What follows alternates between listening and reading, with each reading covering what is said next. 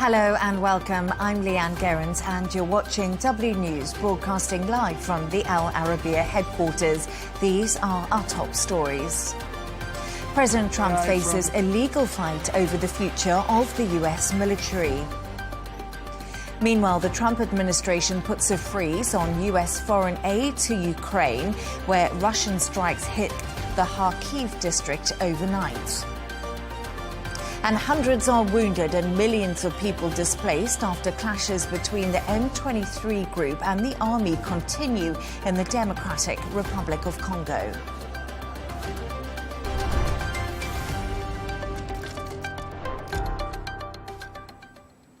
To our top story, and US President Donald Trump has signed a series of executive orders aimed at reshaping the military.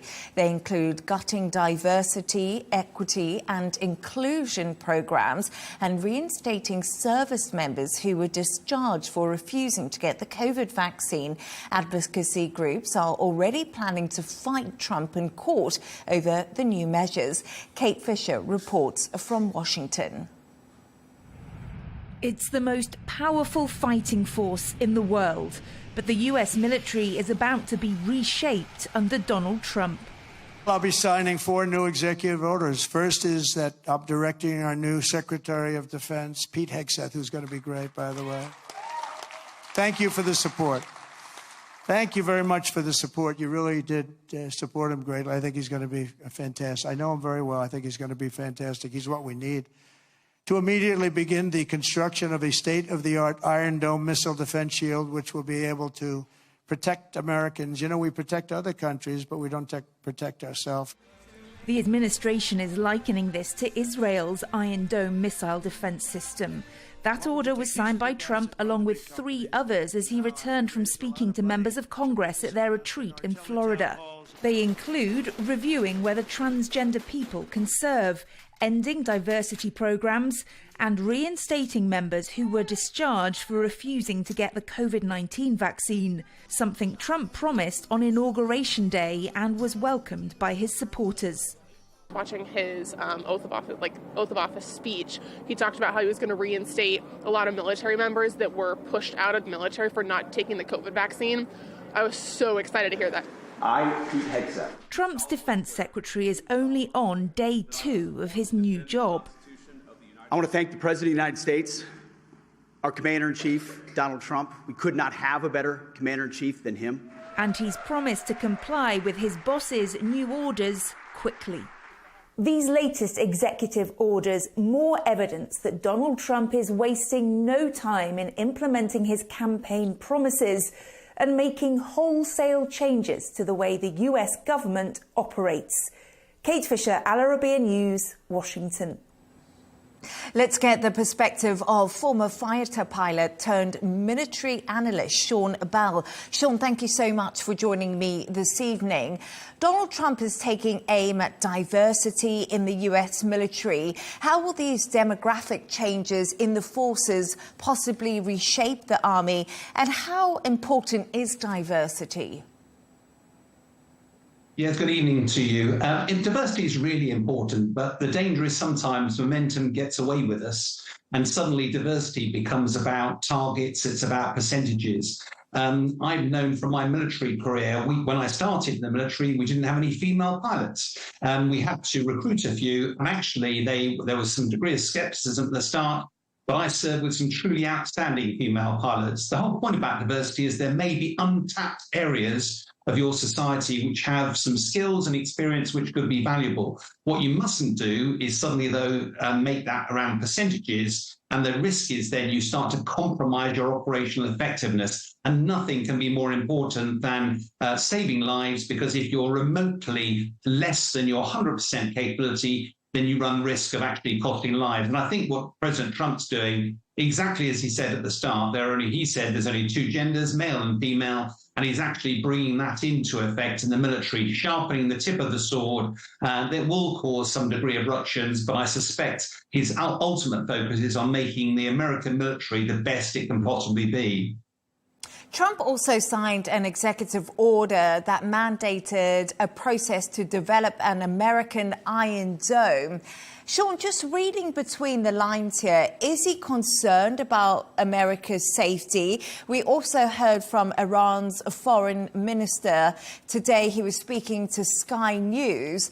Are all of these comments something that Trump wants to make sure America is very safe? It's fascinating seeing where President Trump is taking this, but it's not unique in the United Kingdom with the same concerns. For the last ever since the fall of the Soviet Union, the Cold War ended, and the last 3.5 decades, largely the West has been involved in wars of choice, expeditionary warfare going away, and we haven't felt threatened on our main bases. Now, all of a sudden, with Russia's illegal invasion of Ukraine, all of a sudden now, every nation is looking, have we actually got our defences sorted out? We are potentially facing wars of national survival. And therefore, it's a very different look. For America, you'll probably remember it was 30 years ago that Ronald Reagan had the Strategic Defense Initiative looking at a sort of dome led from space, potentially to protect America. And I think all that President Trump's doing is saying, after decades of focusing on wars overseas, are we properly protected? And part of his narrative around Greenland, you remember he said he wanted to secure Greenland. That's because they have a space base there, because the shortest distance between Russia and America is over Greenland. And therefore, you need to be able to detect, track, and destroy any incoming missiles. That's not a capability that West has needed for the last 3 decades. All he's doing is focusing that actually something needs to be done to address that balance. So you think it's wise for him to suggest this, and can he actually get it done in the 4 years that he's president?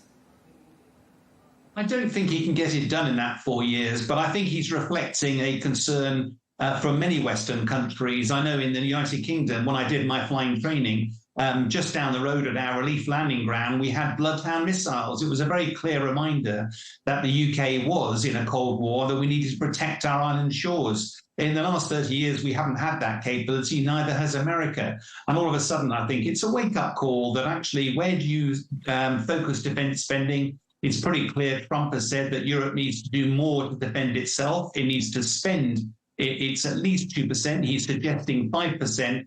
And he's also made clear to Europe that really Russia should be Europe's problem, as he focuses, America might, on the potential of the Chinese threat. And I think all of this is designed to get the world to wake up that they shouldn't be living under the umbrella of protection that America provides under NATO, and that all of us need to recognize it's a more dangerous world. And of course, only recently, Iran launched a tirade of ballistic missiles against Israel. Russia's been doing the same against Ukraine. The first time in many, many years that we've seen those sorts of threats. And of course, America is within ballistic missile range of both China and Russia. So it's not unexpected that Trump should focus this on a capability gap, and he wants to see that addressed.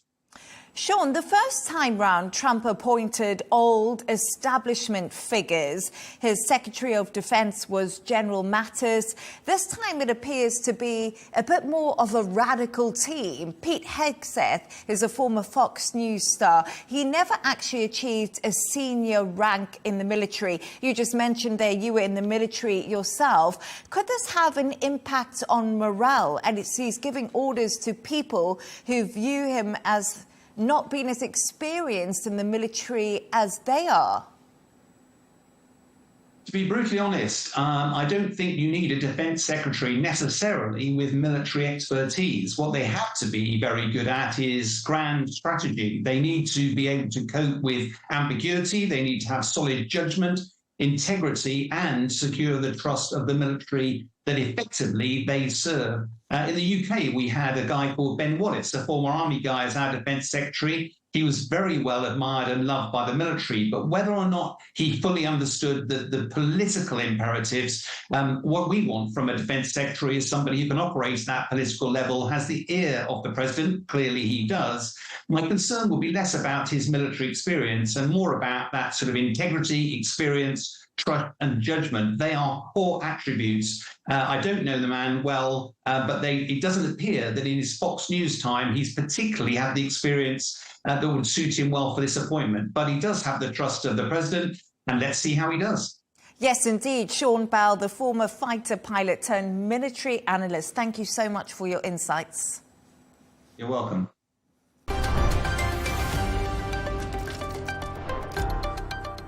Now, US President Donald Trump has called the rise of Chinese company DeepSeek a wake-up call for the US tech industry as the popularity of another Chinese app presented new questions for the administration. Tech stocks in Asia tumbled for a second day after DeepSeek triggered a sell-off in AI-related stocks overnight.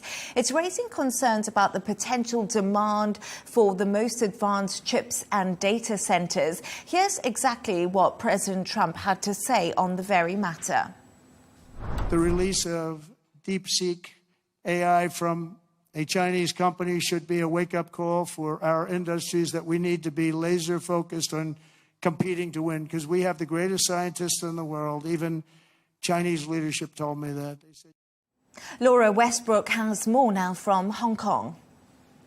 DeepSeek's latest AI model has continued to make waves, and that's because of innovative techniques that have allowed the company to train AI models to perform on par with the most sophisticated Western models, while only using a fraction of the computer power and so a fraction of the cost. According to DeepSeek, their latest model was trained for around $6 million US.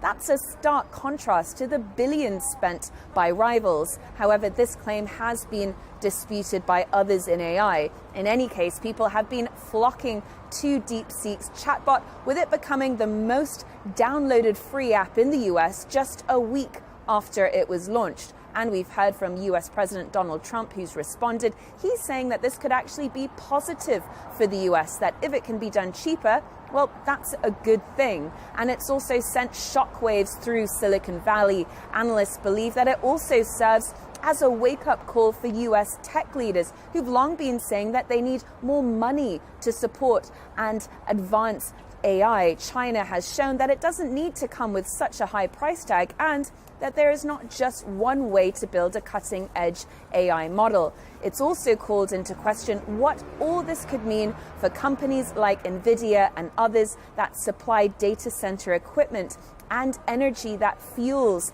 AI advancements. This also comes at a time when the US is restricting the sale of the advanced chip technology that powers AI to China. Chinese AI developers credit their success to collaboration and experimenting with new approaches. OpenAI chief Sam Altman has called it an impressive model, especially around the price. But not all feedback has been positive. Some users here in Hong Kong have taken to social media to post that the app does appear to censor answers to sensitive questions about China and its government, including prompts related to Taiwan and the 1989 Tiananmen Square crackdown. Analysts' opinions, well, they're divided about whether DeepSeek will be a game changer that reshapes the US AI landscape. But what does remain certain is that DeepSeek shows just how strong Chinese AI companies have become. Laura Westbrook in Hong Kong, thank you.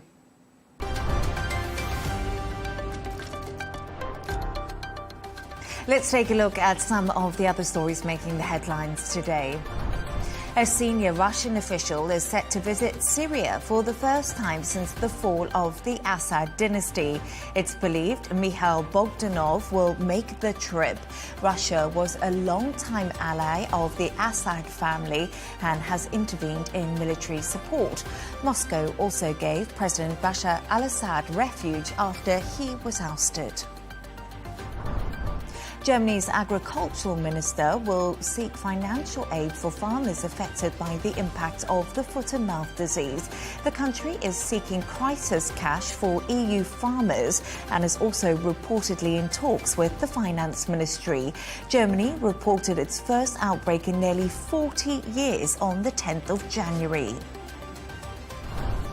Now, lawyers for the EU say Britain's ban of fishing for sand eels breaches an agreement reached after Brexit.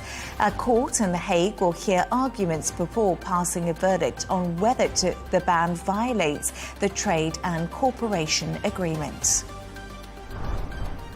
And China and India have agreed to resume direct flights between one another after 5 years, with both countries pushing for mutual support. It comes after decades of territorial clashes. Indian pilgrims will be allowed to travel to Tibet as the two countries agree to cooperate on cross-border rivers.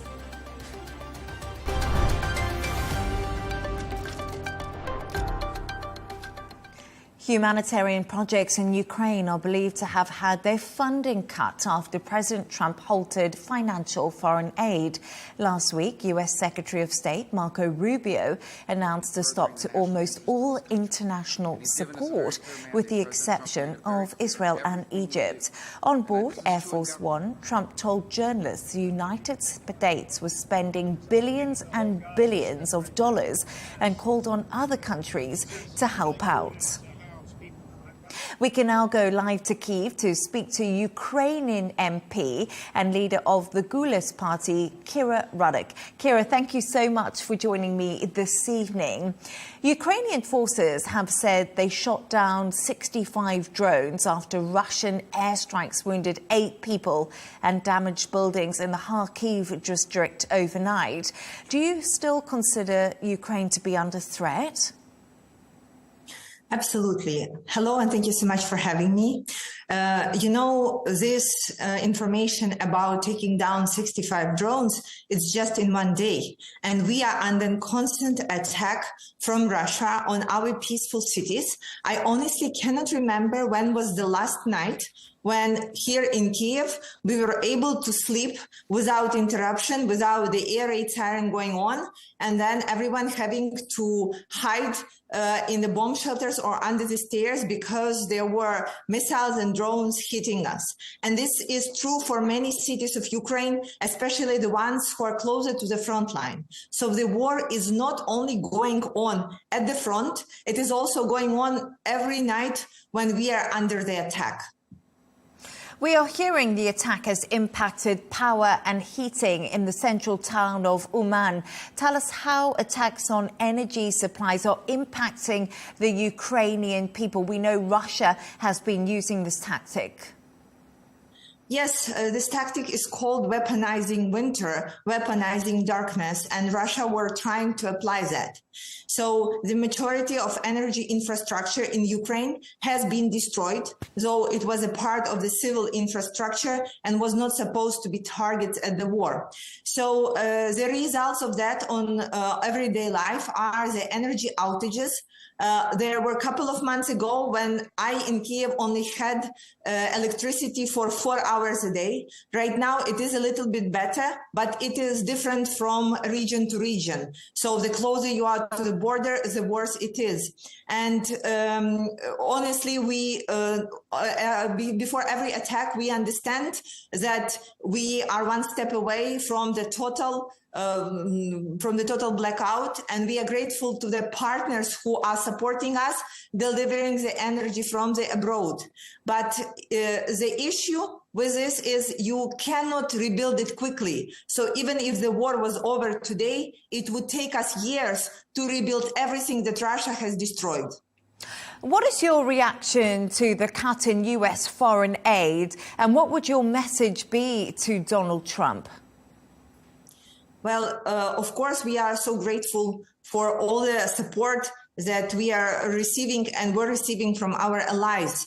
And this support was coming not only to our defense projects, but also to the social projects that allow us to operate as a country. And of course, we would like Donald Trump to review this policy and figure out a way to continue supporting us, because we keep saying that we are where we are right now, though nobody in the world believes that we will be able to hold on for so long. We are here for 2 reasons. The first is the brave men and women fighting at the front, but the second is brave men and women who are supporting us from the countries of our allies. So for us to continue fighting, we essentially need the support, and we need for it to keep flowing. It will allow us to preserve the resilience that we as a state have.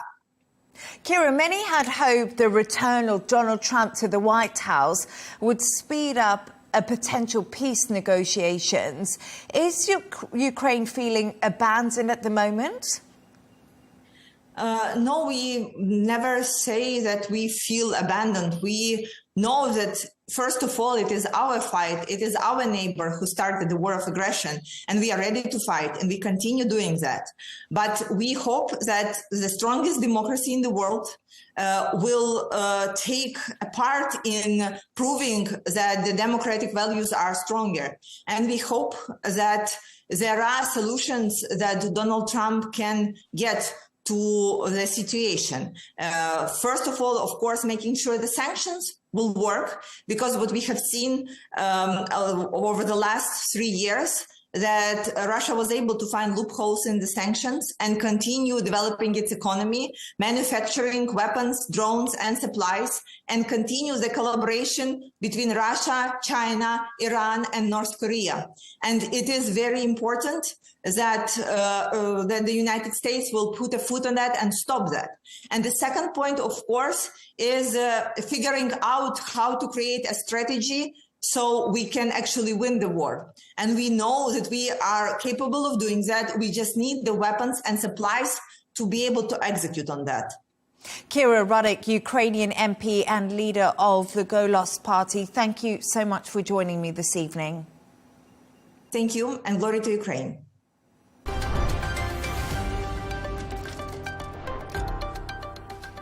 Let's take a look at some of the other stories making the headlines today. At least 5 people have died and dozens have been injured during a religious gathering in India. It's after a wooden platform collapsed under the weight of devotees. The event takes place annually in the North Indian state of Uttar Pradesh. Books banned under the Assad regime in Syria are now taking centre stage across stores. Some were secretly traded or pirated online. They recount the torture behind bars and deviate from the ideology shared by the Assad dynasty and are said to be in high demand. Chinese schools are set to make physical education a part of the core curriculum. The move comes amid growing concerns for childhood obesity. Doctors expect rates to rise over the next 12 years as the economy slows, leading to poor eating habits and less physical activity. And Just Stop Oil demonstrators have disrupted the performance of The Tempest in London. The show stars Hollywood actress Sigourney Weaver, who had to be escorted off stage. The protesters called for an end to rising global temperatures and also launched a confetti cannon.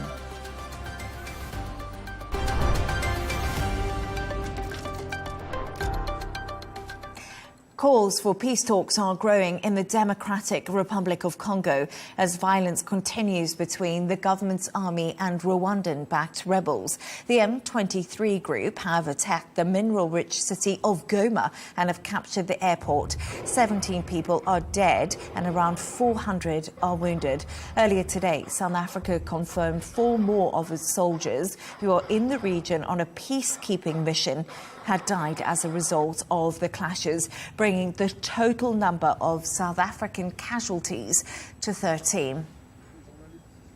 We can now go live to Kinshasa in the Democratic Republic of Congo and speak to our correspondent, Chris Ochamringa. Chris, thank you so much for joining me this evening. First of all, gunshots and explosions were reported by residents overnight in Goma, a city with around 2 million people. What more can you tell us? And is the violence spreading now to where you are in Kinshasa?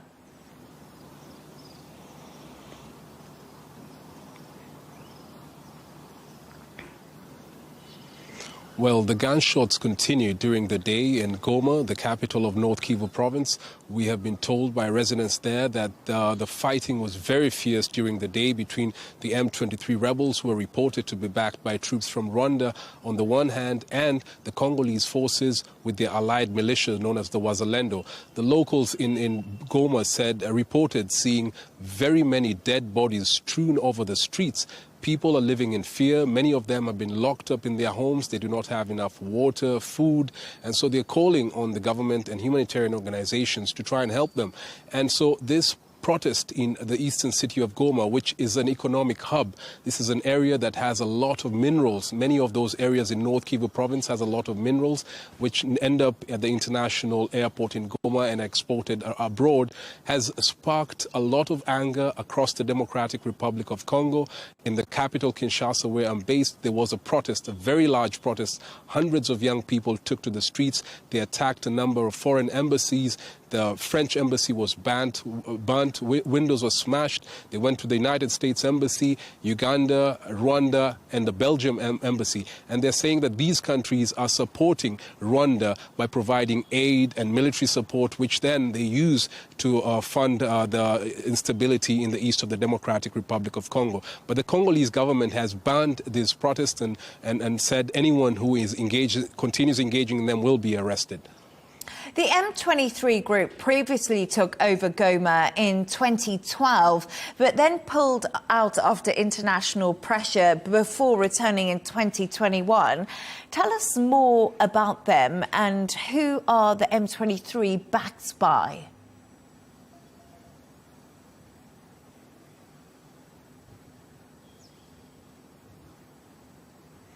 So the M23 rebel group is largely composed of ethnic Tutsis who are found in the Great Lakes region. Now, these are the particular ones who started this conflict are found in North Kyiv province, in the areas where this conflict has been raging since 2021. And these are people who have long accused the Congolese government of marginalizing them, persecuting them, and working closely with a rival militia of Hutus, ethnic Hutus, to kill their members. And so the M23, before they got known by this name, there were another group known as CNDP. That stands for Congrès National pour la Défense du Peuple, which basically means the National Congress for the Defense of the People. It was led by a Tutsi military officer called Laurent Kunda. And they accused the former government in the DRC of Joseph Kabila of marginalizing them, denying them citizenship in the DRC, and a number of other, accusations. And they started a war in 2004. Now, that war continued until 2009. The government, many people were killed in that war. The government of former President Joseph Kabila came up and signed an agreement on March 23rd, 2009. And they integrated the M23, the former CNDP soldiers, into the National Army, gave them ranks, and allowed some of the civilian people to form political parties, just like all other Congolese citizens. But then in 2012, they said that the government failed to honor that peace deal, and they started a war. And in 2013, there was another peace deal held in the Kenyan capital, Nairobi, and the fighting ended. And in 2021, we have seen the resumption. The United Nations group of experts have been investigating this conflict throughout all these years. And they have been saying consistently that the Rwandan government has been supporting the M23 rebels. They've also mentioned that the Ugandan government has also been involved. And so these two countries are the ones that have been named by experts who have carried out investigations about supporting the rebellion in eastern DRC, an area that is very rich in minerals that are on high demand in the international market. Chris O. Chamaringa in Kinshasa, thank you so much for your insights this evening.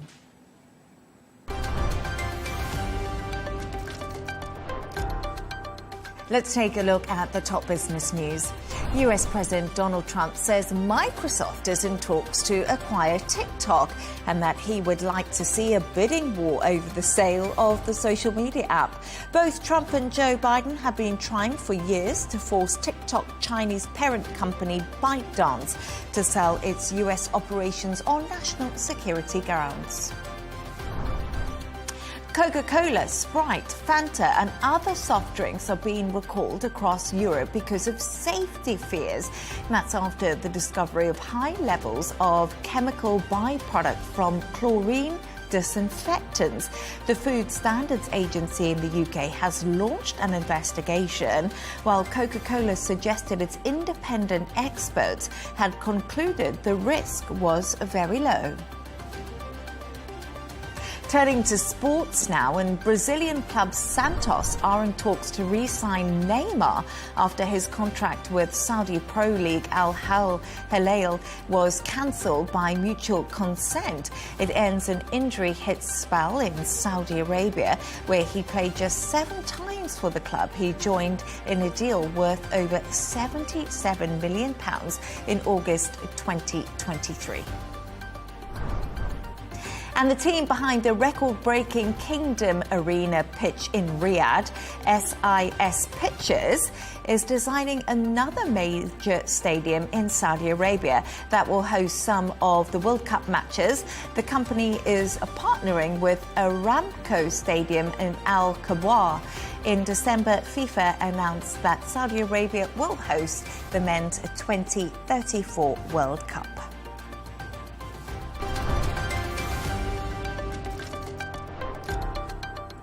A reminder of our top stories. President Trump faces a legal fight over the future of the US military. Meanwhile, the Trump administration puts a freeze on US foreign aid to Ukraine, where Russian strikes hit the Kyiv district overnight. And hundreds are wounded and millions of people displaced after clashes between M23 group and the army do continue in the Democratic Republic of Congo. And that's all from us on W News. Thanks for joining us. The dressing room is coming up next. And don't miss Tom Burges Watson with GNT. Good night.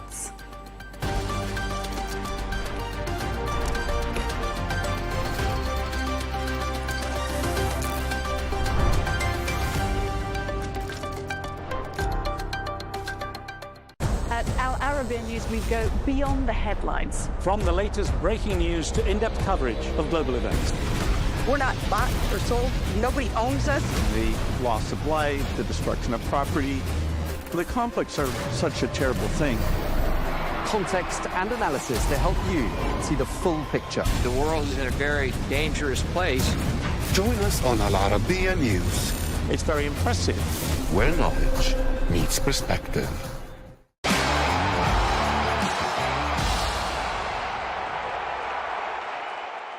Welcome to the dressing room with our Arabiya News. Good to be back, boys. Yeah. Always.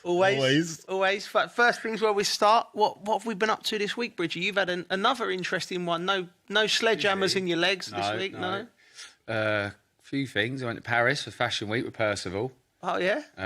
Just went in for the night, which was really good. Obviously, I've come on board with the boys. What does that even mean? Like, what is Fashion Week like in Paris? Yeah, I've never been to a fashion. I never got to see a lot of it, to be honest, because it was a quick visit for me. But, you know, if you're into fashion, you can go around and see all the other brands and stuff like that, and there's probably a lot of schmoozing that goes on. Percival had an event which was really good. Just go for a bit of dinner, and then for me it was great because I got to meet people. You know, someone from Vans, Dr. Martens, Darren from Dr. Martens. I don't think he's there anymore. And Nick from Vans, who actually knew, because Vans obviously soaked with skateboarding and snowboarding. He got to meet the people that realised he knew the people that got me started in it all. Oh, really? Yeah, which was really good. Just meeting people, really. You've always just good people. Yeah, they were nice people. Geez, you've always marched to your own drum with a fashion, didn't you? You've always had that. It's got a little bit of an edge on that. I like it. No. It's edgy. I've always, for me, edgy, I think it's one of the edgy, bridgy. I think it's one of them things that I've always liked it, but I've kind of sometimes I've thought, I'm not going to wear that. It's a bit out there. It's a bit this. But I think I've probably, coming of age or just learned to be a bit more, give things a go, a bit more positive in myself. Yeah. And thought it's a great opportunity. A confidence thing probably. And not listening to all the noise from outside and what people think, I think, sometimes. But it was a rush visit, because I a few hours sleep, and had to go back to the UK to go up to Manchester, The boys were mascots at Manchester You games. sent me that. They look so mate. happy. Yeah, they You look just- happy, man. They look so happy. It's one of them moments I think I didn't realise it as a player. You know you can put a smile on the kid's face. Yeah. But you don't actually realise what it actually means to them. Like, oh, mate, Yeah. you see my kids' faces, they're just so happy. They were walking out with Haaland, right? Yeah, walked out of Haaland. Oh, The main man as well. And main man as well. You can just tell by their face how happy they Yeah. are. And Park was trying to hide it a little bit. And that's what he does. He hides it sometimes. But I could see how happy he was. And the other one was just like looking around. Yeah. In awe. Couldn't stop smiling. Right. And you don't realise it's the parents as well. Like, I felt so happy for it. So like back in the day when we were meeting all these kids, and sometimes the parents there, you don't realise what it does for them as well. As a knock-on effect, they talk about it all the next day and everything. And my missus has got them writing journals at the moment. I didn't think they take to it, but they have, to be fair. Really? At night, they were both writing about Journals? it. Oh, Yeah, that's good. Journals. I know. Yeah, Like that comes up on my iPhone sometimes. It says journals. I just swipe. Can't be doing that journal. I'm like you, but As you should do, isn't it? It is good to write is. sometimes. It is good. We're an and they advocate for took that. to it. They on have the took dressing to room. it. That reminds me of, like, you're right, it's bang on, because we didn't realise it as players how much, kids love it. When we was on holiday in Dubai, and I'm there with the kids, and I managed, like in the moments when you're a parent and you manage to get the kids sorted. They was off playing football, and I thought, right, I sat down on my chair, I had my tunes on, ordered myself a drink. I thought, right, I'm not moving from here because good 3 hours now. And then I see my kid, both my boys come running back towards me, and I'm thinking, like the way they're running was like something's happened. So I bounced up, what's on it? And he was like out of breath. He was like, Dad. I thought, what is it? A tsunami coming or something? What's going on? He's gone. He went, Grealish and Haaland have just walked past. I went, go and say hello. And like he went, Dad, I can't. Will you come with me? And I thought, I've got to get off. I'm like, I've got to get off the sunbed here. Like, do you know what I mean? Go like, all right, Erling, how are you? Yeah, I know Jack. So I went up, found him, and hold on, we've had a disturbance. Michael, mate. Disturbance going on there. Disturbance. We need you on pause. We need you, Yeah, that's it, mate. His little head pop up. I thought we were getting told off. That's a boring story. Anyway, we've gone to see it.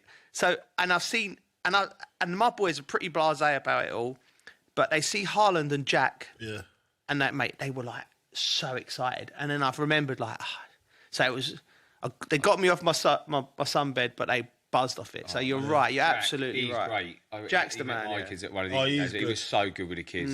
So good. I'd say John Stones was as well. Yeah. He was really up there. It's great when you see that. I know. Because you can come across some players where they just like get away with us. Do you know what I mean? They're focusing on the game, and I do understand that part as well. Yeah. Do you know what?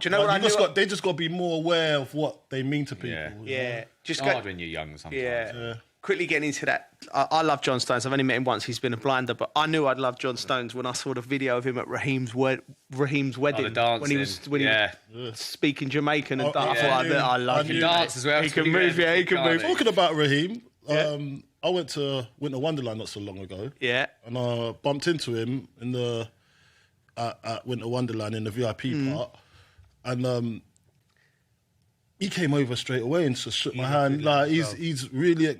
I didn't even know he knew me. Do you know what I mean? Like, because I'd never played with him or anything like that. But I just thought, wow, what a man, what a guy. And then thing about you talk about the kids. So I've got a 16-year-old and a 13-year-old, and they're just like too cool for school now, aren't they? And they don't want to do any. Go. So I said, go and get a picture of him. Or he's like, Dad, not on it. Really? Like, I'm like. Listen, he's here. He's in the house. He's in the same building. Go on. Because now I'm all right. They do deep down. Yeah, they do. So, of course they do. I know my boys. I've gone over to him. I says, listen, come on. And he's got up straight away. He goes, he knows, innit? Like, I was like, can you take a picture of my boys? Because I know we take a group one. I'll get the picture off. It's a nice picture. And but then they was up straight away, man. They started running over. I was like, hold on a minute. You have to say you didn't want a picture. All of a sudden, you're involved. I was like, this is what I'm trying to say. Like, sometimes you just got to take the lead for your... Because you know that's what they really want inside. And you got to recognise there's a massive opportunity for them. Just to say, just having their archives, innit? It's nice. I always say don't be afraid to ask. Don't be afraid. Don't be too cool. You actually said that to me because I Well, I'm like that anyway. You see what I'm like with Lewis Capaldi? I'm just straight in, didn't I? So I don't care. Yeah. I realise it's an opportunity. It's a moment, innit? Let's get it done. Yeah, well, we're not here forever. You're not here for a long time. Won't happen again. And what about you, Coley? What have you been up to? I've done a bit of travel. I went up to Hull City to watch the under-17s over there.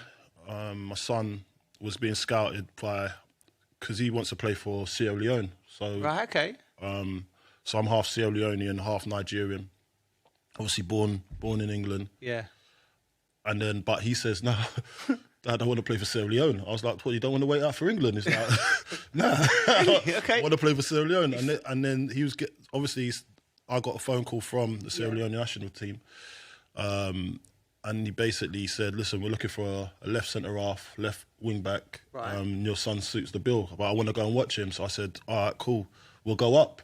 We'll go up together. Yeah. So, I know my boy really wants to play national football. And the under-20 African Nations is coming up. Right. So he wants to be in that squad. And he's only 16, mind you. You know what I mean? The full... African national... but under-20s, yeah. Under-20s, not the full... No, I was going to say, it's a big it's jump for him. under-20s. No. Under-20s is amazing at 16. Yeah, so... And there's all young players. Yeah. So I'm going to go over there on a scouting project for West Ham, obviously, as you do. Moonlighting. Yeah, and then I... Is that West Ham playing the... I'm going to any travelling. I'm going on West Ham business. Okay. I'm going to go with one of the chief scouts. You know what I mean? I'm going there. I'm going to run my eye over the place. Yeah. Go and see the next Mane or the next Salah. You know? Yeah. Why not? Why not? And then, and listen, you know, over there, there's going to be loads of strikers, and the world are looking out for strikers at the moment. It's a shortage in it. So, I'm going over there. Probably that's in April, and then hopefully my son's in the squad. So he done well. He done well in the game. Yeah. Then I came back down. Then I went somewhere. I can't remember. I've done. Listen, my whole life is a blur, geez. I don't know if it's from last week or it's this week or it's just a whole blur. But then on top of that, I was just watching games and that. You know. Yeah. I've got to go tomorrow. Tomorrow I've got to go to a game. Because people listening might not know. What's your actual role at West Ham? Head of loans? Yeah, head of loans. Loans that's manager. An important role part for the kids' development. It's an important role, isn't it? Yeah, it is. And you get loads of phone calls, obviously inquiring about the boys that we have and who's available. And I get that all the way through the week. So, and you've got to do this thing called aftercare as well. Right. So now, with aftercare, like say if a boy's coming to the end of his contract with you, with the club, you've got to make sure that he's going into something else and he's all right. He's got not a contract. Not necessarily football. Well, not make sure, but you've got to try and help the process. Yeah. You know? And it's not, football. It'll be football because they'd have already... Leaving West Ham, you should get another club at whatever level. So I was talking to loads of clubs, one in Sweden, one in over in the MLS. Even. Yeah. Just try and get them all straight. And I feel really... I feel really great when I do connect the dots. Yeah. I'm like the agent of him, working with his agent, trying to get him the right. It must be rewarding. You know, it is. It's lovely, man. If you get it right, and they go and spread their wings and they go and make a career for themselves, and you've had a part of that. That's what life's about, isn't it? Yeah. We've had a great career, great experience, and you just want the same for the other kids that are trying to make it. And it might not make it at your club that you're at, but you can also try and influence his next move and try and get on the ladder. Duty of care. Duty of care. Yeah. It's really important. That's good. But no, that's like, going back to me, like obviously I've been going in at Brentford and coaching, so that's been an eye-opener, getting myself back in there. Mentoring, or is it just coaching? A bit of everything, really. I'm with the under-18s at the moment, a good bunch. A lot of players, are like heavy 25 squad. And what I did this week was there was an audit from the Premier League. So I sort of go in and the guys been brilliant with me. They've been like, what would you like to do? How do you want to develop? This is how we can help you. The first thing, I got a message saying, do you fancy going into an audit? And I wanted to text back. I actually typed out, nah. I'm not interested. But then I thought, no, I'm here to learn. Let me see. Let's try it. So I went in and it was an audit. So it's the whole of the staff, youth team, everyone who's in education, scouting, coaches, recruitment, everything. And then the auditors come in for the Premier League and then they do case studies on players. Obviously, I can't talk about what what went on, but I was blown away by the amount of detail and care and organisation it takes. If anyone's listening to this and your son or you're a kid and you're listening and your son's in an academy system like that, you're being so well looked after. There's so much thought going into everything they do. Yeah. Do you and you've got a plan for the next 10 years. Yeah. Like, who's the next one coming through? Yeah. You've got a plan, okay, if he doesn't get near the first team, what else is available for him? And how are we going to bridge the gap for him to get to first team level? So it's a massive process. Yeah. And now that it wasn't as detailed as it was when we're coming through, but now there's so much money in it and there's money available to invest in the future. Yeah. You've got to get the right people to be able to make that future come true kind of thing. So it's a really big eye-opening experience as well. So I'm glad you went in that. No, it's good. Because I'm in them kind of meetings all the time. Yeah. I was blown away. You learn a lot.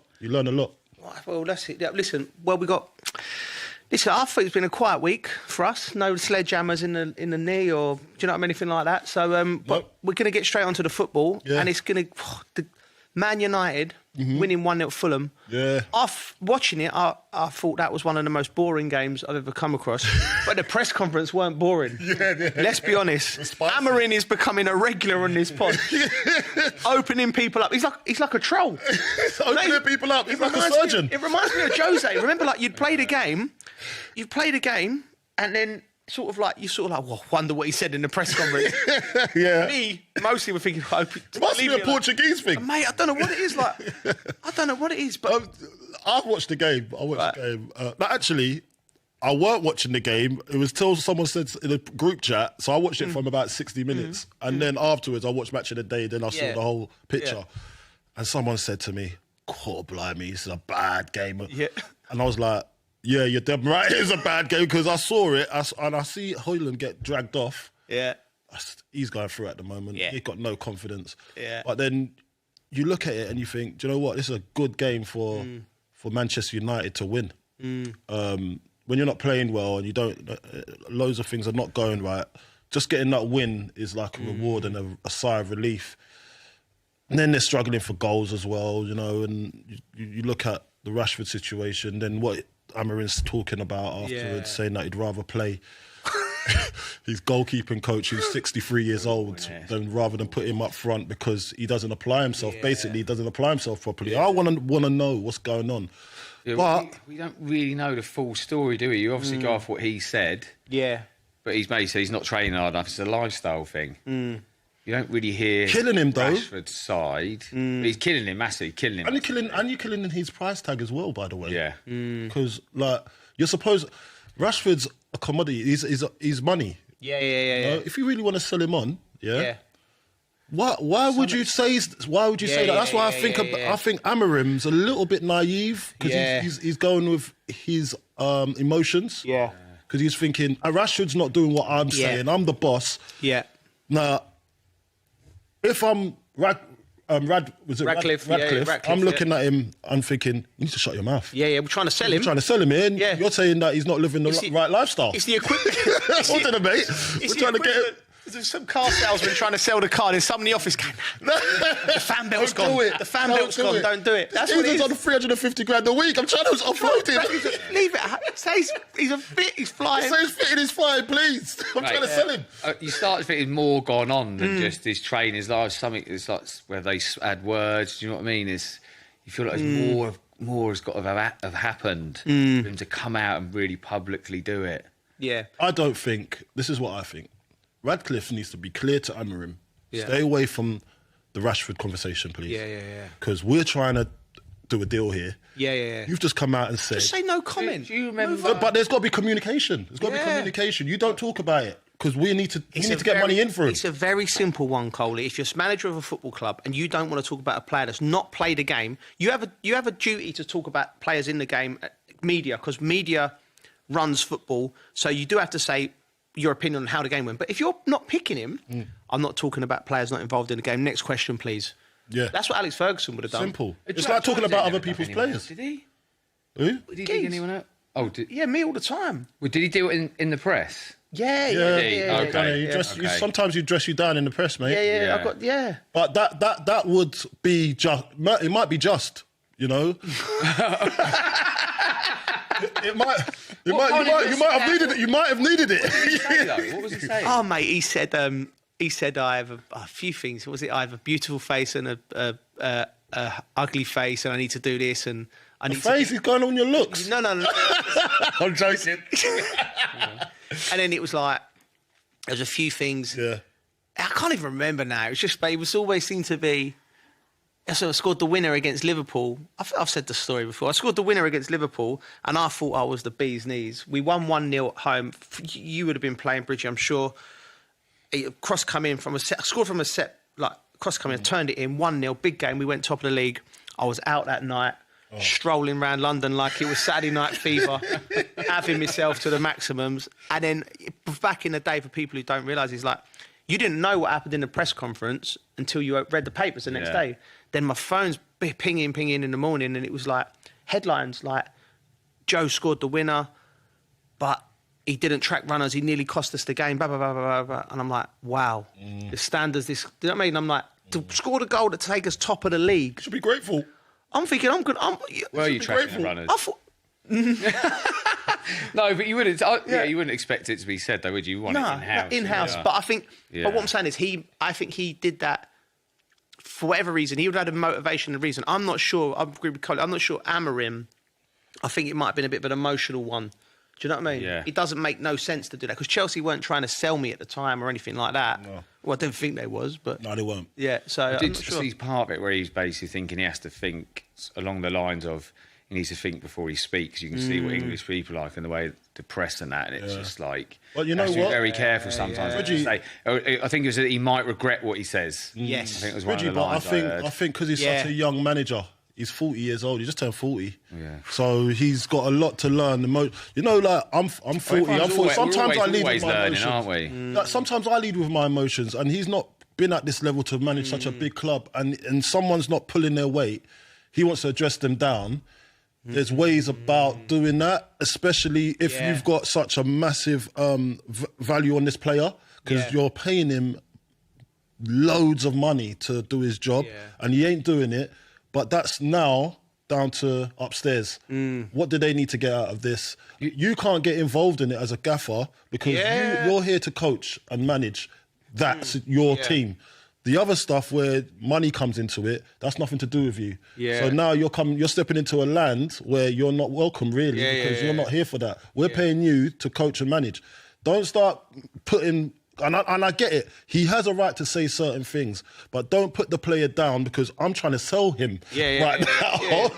I'm trying to get the best deal for us, and you're messing it up. You know.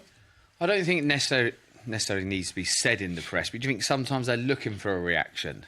What was giving it a positive reaction from him? Yeah, do you think that's been tried and this has been going on for years. Like with Marcus Rashford, he's been dug out and he's not responded that way. So. Don't keep trying something that's not working. I don't know what. Well, it happened with Pogba over there. Yeah, true. It's happened with Cristiano Ronaldo. So it's a culture thing over there, which needs a kick, and he's just got involved in it. There Just come to the club. In-house conversations going on between. Ole, I don't think Ole ever done it because he knows the culture of the club. I don't think he ever dug any player out. He might have said team, but he never said. I've never come out and said. I don't think he's ever come out and said one player is the fault of this. I think Ten Hag did. With Cristiano. I think he done a little bit with Rashford as well. I think Jose did. And he's talking about, I'm not sure about Luke Shaw, Pogba, I think a little bit of Pogba. So, but that's Jose. You know what you're going to get with him. You know what I mean? But you need to be able to control your mouth a little bit. And that's all I'm saying. I don't want it to be a bigger thing than what. I just got to look at the business part of it. It's you got to chill out. Well, I'd never be a manager, mate. I couldn't think of nothing worse than dealing with. But not being able to say how you feel. You're saying that. We're talking about the bad thing. Imagine the feeling that we used to get when your team scoring the last minute. I get that. When I speak to managers, when I speak to, I think it was Frank I spoke to or someone, and they said the feeling you get from winning and losing as a player, he says, is multiplied either way as a manager. I got that with the under-10s team I coached last year. Feel great. I used to coach the under-16s, and we'll be building up from Monday to Friday. And obviously the boys I think we'd had a great week training. Yeah. And we've set up, so we're playing Spurs on the weekend. Yeah. And we've set up and we've gone, we're ready for them. Yeah. We've got everything down to, mate, whistle goes, 5 minutes in, we're 2-0 down. Can't think of it. You want the... I remember we went to Spurs, yeah? We went to Spurs. And we'd prepared fully, like, we're up for this game. Yeah. Went to Spurs at the training ground. And we got beat 8-0. Oh, now, 8, yeah? I'm looking at myself. I'm doubting myself, obviously. Not even my coaching, just myself, if I really want to do this. Really? Because when the fifth goal goes in, you're like, there's no comeback for us. If we get that one, I don't care who scored it. But what I do want to see is the belief of the players. And I want to see the players actually believe in it. And sometimes you want to see an improvement as well. Seeing improvement's great. And if I see that, then I want to do it more. But then I didn't see that. I was like, oh my God, this is stressful. So imagine that. I'm imagining that feeling when you're getting plummeled on the weekend or you're not winning games. Yeah. Managers, what they have to go through. It's stress. Proper stress. So sometimes I've got to forgive them when they don't come out after the press and say the right things. Because it might be a situation where they can't control that emotion right there. That's true. No matter what upstairs say, and if you're young as well, you might not say the right thing. And Amarim's going through that at the moment. That's true. And he's fully invested, isn't he? And that segues on, like, stress and worry and anxiety leads us nicely on to Tottenham Hotspur. Sorry, Spurs fans. Listen. Sorry, Spurs. I just before we get onto this game, before we get onto this, talk about Postecoglou. First of all, apparently, Tottenham fans, if you're listening to this, right, it's going to cost you 12 million Great British pounds to sack him, right? You're 15th in the Premier League. 24 points from 23 matches, 8 points above the relegation zone. They've won one of their last 11. They've taken 4 points from the 33 available. It's desolate. They're in disarray, and I'm not surprised. And I think the question I need to ask, start with you, Bridgie. He says Postecoglou or Daniel Levy. It's like Tottenham's. Some fans are saying it's Daniel Levy. Some fans sack the manager. It's a bigger picture, isn't it? So where do you stand with that? Well, they keep sacking the manager and he's still there. I like that. Concise. Yeah. There you go. Straight to the point. Solved, Spurs fans. There you go. You got your answer. They'll be out. But when you think of it like that... That's quite serious. You're right. We could almost move on, can't we? Yeah. But that's never going to happen, is it? No. No. And it's ex-players. You hear them talk about him. Do you know what I mean? It's... I don't know, I'm not around there, don't see it, but you get a lot of people that talk about it. So, in simple terms, if you want to big change, I think maybe that is the. Maybe he's got to take a look at himself as well, though. Maybe there's got to be some self-evaluation here. Yeah, self-awareness. Self-awareness, mate. You keep on sacking the managers. You're the one that's employing them in the first place. Yeah. It's true. It's not like this is a consortium. Yeah. The buck ends with you. Yeah. If you're going to stay there, right, but get some help. Get some help. I need help. Just listen be around to it. I need some serious help. Getting help, though, Bridgie. Yeah. You've got to listen to the help. Yeah. That is where. Where you can always. Oh yeah, he's proper. Bring him in. Maybe that's when it comes down to business, though, isn't it? It's business. It's a business. Exactly. They've got their infrastructure is unbelievable, by the way. Like the stadium. We've gone through this before. Mate. The stadium. They've got a race course. F1 go-karting underneath. They've got Beyonce coming in the building whenever. They've got. Whenever, like when they're doing a concert, they've got concerts going. It's a great facility. The training grounds, unbelievable, state of the art. But the fans know all that. Problem is, they want silverware. Yeah. I think what have they won in the last 20 years? One trophy. They just want some good football at the moment. The one little time they could have won a trophy. Yeah. They sacked him before the final. Mate. Jose Mourinho. Yeah, I know. And like, this is self-harming. We get off Tottenham winning the trophy. Last time they won it was half my fault, to be honest. My kids actually brought it up as well. Did they? You know, I coached under-10s last year, so it was like... I did really enjoy it, but it was the mental. For me, it was more the mental side of the game. You know, they don't play full sides. It's just about reacting to mistakes, and you know, don't see them as mistakes. Nothing always goes to plan. You know, just react, positive reactions. And I was going about, you know, everyone could do this. Don't get on their back if they make a mistake. Just G each other up. you know, and things aren't as bad as what you are in their head. And my son out of nowhere just stood up there and went, yeah, well, my dad gave a pennyweight against Tottenham in the cup final and they ended up losing. And I was like, mate, salt in the wound, man. Your own blood. Your own blood. That's a big champion than me. Like, my dad's supposed to be the best in the world. Kids are ruthless, mate. They are ruthless.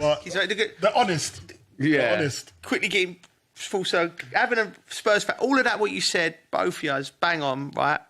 But like you hear the Spurs, they ain't interested in having the best mega store. What I had a row with my mate. Great mega store, though. What in there is unbelievable. He's going to me. I laid it all out to him. No trophies. You know, selling your best players. You've got no chance. He went, and you could see him searching for something. He went, oh God, have you seen the mega store though? I went, what? He went, it's amazing. The mega store. Yeah, I'm like, go-kart track. Go-kart track. I'm like, but that's it, right? But we're laughing and joking, right? Oh, they've got a good cafe as well in there as well. Shit. I tried that out. Oh, that payout's massive as well. The payout's massive again. All right, so that's not the problem. That's another point. But here's the thing, for fact, how the great agent, Postecoglou, great agent, really. He knew what time. Yeah. He was like, if he's got that in the agency, I'm surprised Daniel Levy actually. He must have really believed in him. Yeah. To say, all right, at any point you sack me, you got to give me 12 million in my bank. At any point. I bet Daniel's got a couple of leaps. 12 mil. Payout's quite good though. Apparently, talking to that's the main thing. That's the main thing, though, Bridgie. Yeah, your contract, nowadays. Don't forget about like the contract what you get in a week. Yeah, forget about that part. You need to because you're gonna get sacked. Yeah. You're going to get sacked. Yeah. Or it's gonna be a painful, slow death. Yeah. To the finish line. Yeah. If you're not coming out with results and they don't want to give you that 12 million up front, it's very painful because you're like, oh, blimey, I'm not winning games. I've lost the team. I couldn't be a manager. I've got enough grey hair, mate. You can understand. Do you know now, looking back, when we've been in situations when we've all played for managers being a sack, and you can sort of see the moment where the soul moves out of them and they start walking in the training ground and they're like, they just like, please sack me. Just please sack me, get me out of this. Misery. Yeah. You can see it, can't you? But they're not going to leave. They won't leave because who would be stupid enough to walk away from 12 million because of pride? No. I'm dragging that all the way home. Yeah. I'll be chirpy walking into the training ground as well. Mate, good morning, everyone. How are we? How's everybody? It's like coming to America. Open the windows. Oh, mate. Good morning, everybody. We need to get these clipped up, man. In Queens. In Queens. That kind of energy. And then you hear someone say, shut up. He wasn't the one who said, we ain't going to get any better or something like, was it? Yeah. He said something. He said something along those lines. That you can't be saying that though, can you? That's what they've tried their best. For all fans out there, right? Whenever you hear managers and it's going wrong, start to say some wild things in your press conference. This is what they're doing. They're trying to get the sack. They're sort of like you're playing cat and mouse. You're sort of like teasing someone. Mentally, it's a real or they've struggle. Genuinely lost. Or the they plot. genuinely like, I can't do this anymore. Mate, Is your pride worth 12 million? Probably, yeah. Cash. Is your dignity worth 12 million? Probably, yeah. Everything is worth 12 million. I would go through it. I would go dignity, through it. Coley. So I'm already getting paid the weekly. Yeah. And if you want to sack me, 12 million on top of that, mate. Yeah. I'm there till the. Yeah. No. I'm not going to pretend I'd take the moral high ground there. There's no guarantee that you're going to get another job after that. Yeah, exactly. They can ruin your... Yeah. I think you hit the nail on the head. I don't know if you said it, Bridget, when you said, get help, but listen to the help. I think that's the thing in football. So if young managers, the first thing you're negotiating is your exit fee. Yeah. You're going into a job where you don't really... Because if you genuinely backed yourself, right, and you had it set up to work, but that's what's the only thing that's stopping me is having to work with an owner is unreasonable. Well, that is why they do that. But where are they reasonable? A lot of the owners. So you have to protect yourself. You've got to protect yourself like that because it's an insurance plan. It's like it's like having a plumber come round your house And you're looking over him going, "Oh, don't do it like that, mate. Don't do it like that. No, that doesn't go there." The geezer's going to be going, "What, mate? I've been in football for this long. You've been, I don't know, selling to plumbers." Yeah, but that's what we do here. Mate, I know what you're saying, though. You know what I'm saying? It's true. It's actually true. It's almost like I've been in rooms with people where I'm talking football, right? And I know I can talk nonsense sometimes about a lot of subjects, but when it comes to football, like my mates in the pub, we're talking about, and they're talking about football, and I'll say something, and you go, "What do you know?" Mate, I've been doing this since I was... This is what I do. This is what I... I'm brought up in this. It's like me going to their job. Yeah. And saying, "No, you don't do..." Anyway, but yeah. Everyone's got their preference, innit? But you can't come and tell a professional what to do in their profession. I just don't understand it. Sometimes it is actually enlightening when you have someone from an outside view that knows the job as well, though. Yes. To come and give you a bit of advice. I'll probably do it that way or do it that way. If you've never played the game, like, I'm not saying you have to have played the game, but if you don't even know or relate to what is being in front of you, you can give a point of view. I'll take that in. Yeah. I'm not going to say, yeah, he knows what he's talking about, because he doesn't. He doesn't know the feeling. There's emotions involved. Yeah. There's different parts of that to the script. I really think that Daniel Levy needs some help. He does. And he needs to listen to the help. Do you know what? If Daniel Levy's listening to this, I don't think you are, give Glenn Hoddle a ring. Am I right, Bridget? Yeah. Give Glenn Hoddle a ring. That's a man with Spurs in his heart. Yeah. He's of an age where he's been through everything in the game. Everything in the game. Yeah, he's probably one of the... I'd have to put him up there with Jose and listen to I've him. had as one of the best, definitely. Get him in and listen to him. And not only that, you'll get the Spurs fans on side, but don't just get him in to put him up there in the senior director's box. Listen to Glenn Hoddle. Great shout, to be fair. Great shout. And Glenn, I'll take 5% if that. Hey, do you know what? Let's look back to that game, because I watched it, and Spurs, they're just missing. I don't know what they're missing. They're missing everything. They've got a lot of injuries. So to be fair to Ange, and that's what he's just coming out and says. But let's talk about Leicester, man. Like, Ruud van Nistelrooy, and I always said it, I said Ruud van Nistelrooy might be their saviour, because I think, and apparently last week, he went into the dressing room, I think he dressed them down. Did he? It was a bad result. He wasn't happy. I think it was against Brighton, maybe. Yeah. And they obviously lost, and he's gone in the dressing room and just went ballistic. And I can't see Ruud like that. But this has obviously brought something out in him. Jamie Vardy pops up, gets the goal, and they're starting to turn it around now. Yeah. Sometimes a footballing person that understands the game knows how to react to a certain situation that's happened the week before to get the best out of their team. And I think Leicester, they're quite lucky to have someone like Ruud that understands the game. And Ruud's never had this challenge before. He needs to make them into winners overnight, basically. Yeah. And Leicester now, I feel, have got a good chance of staying up.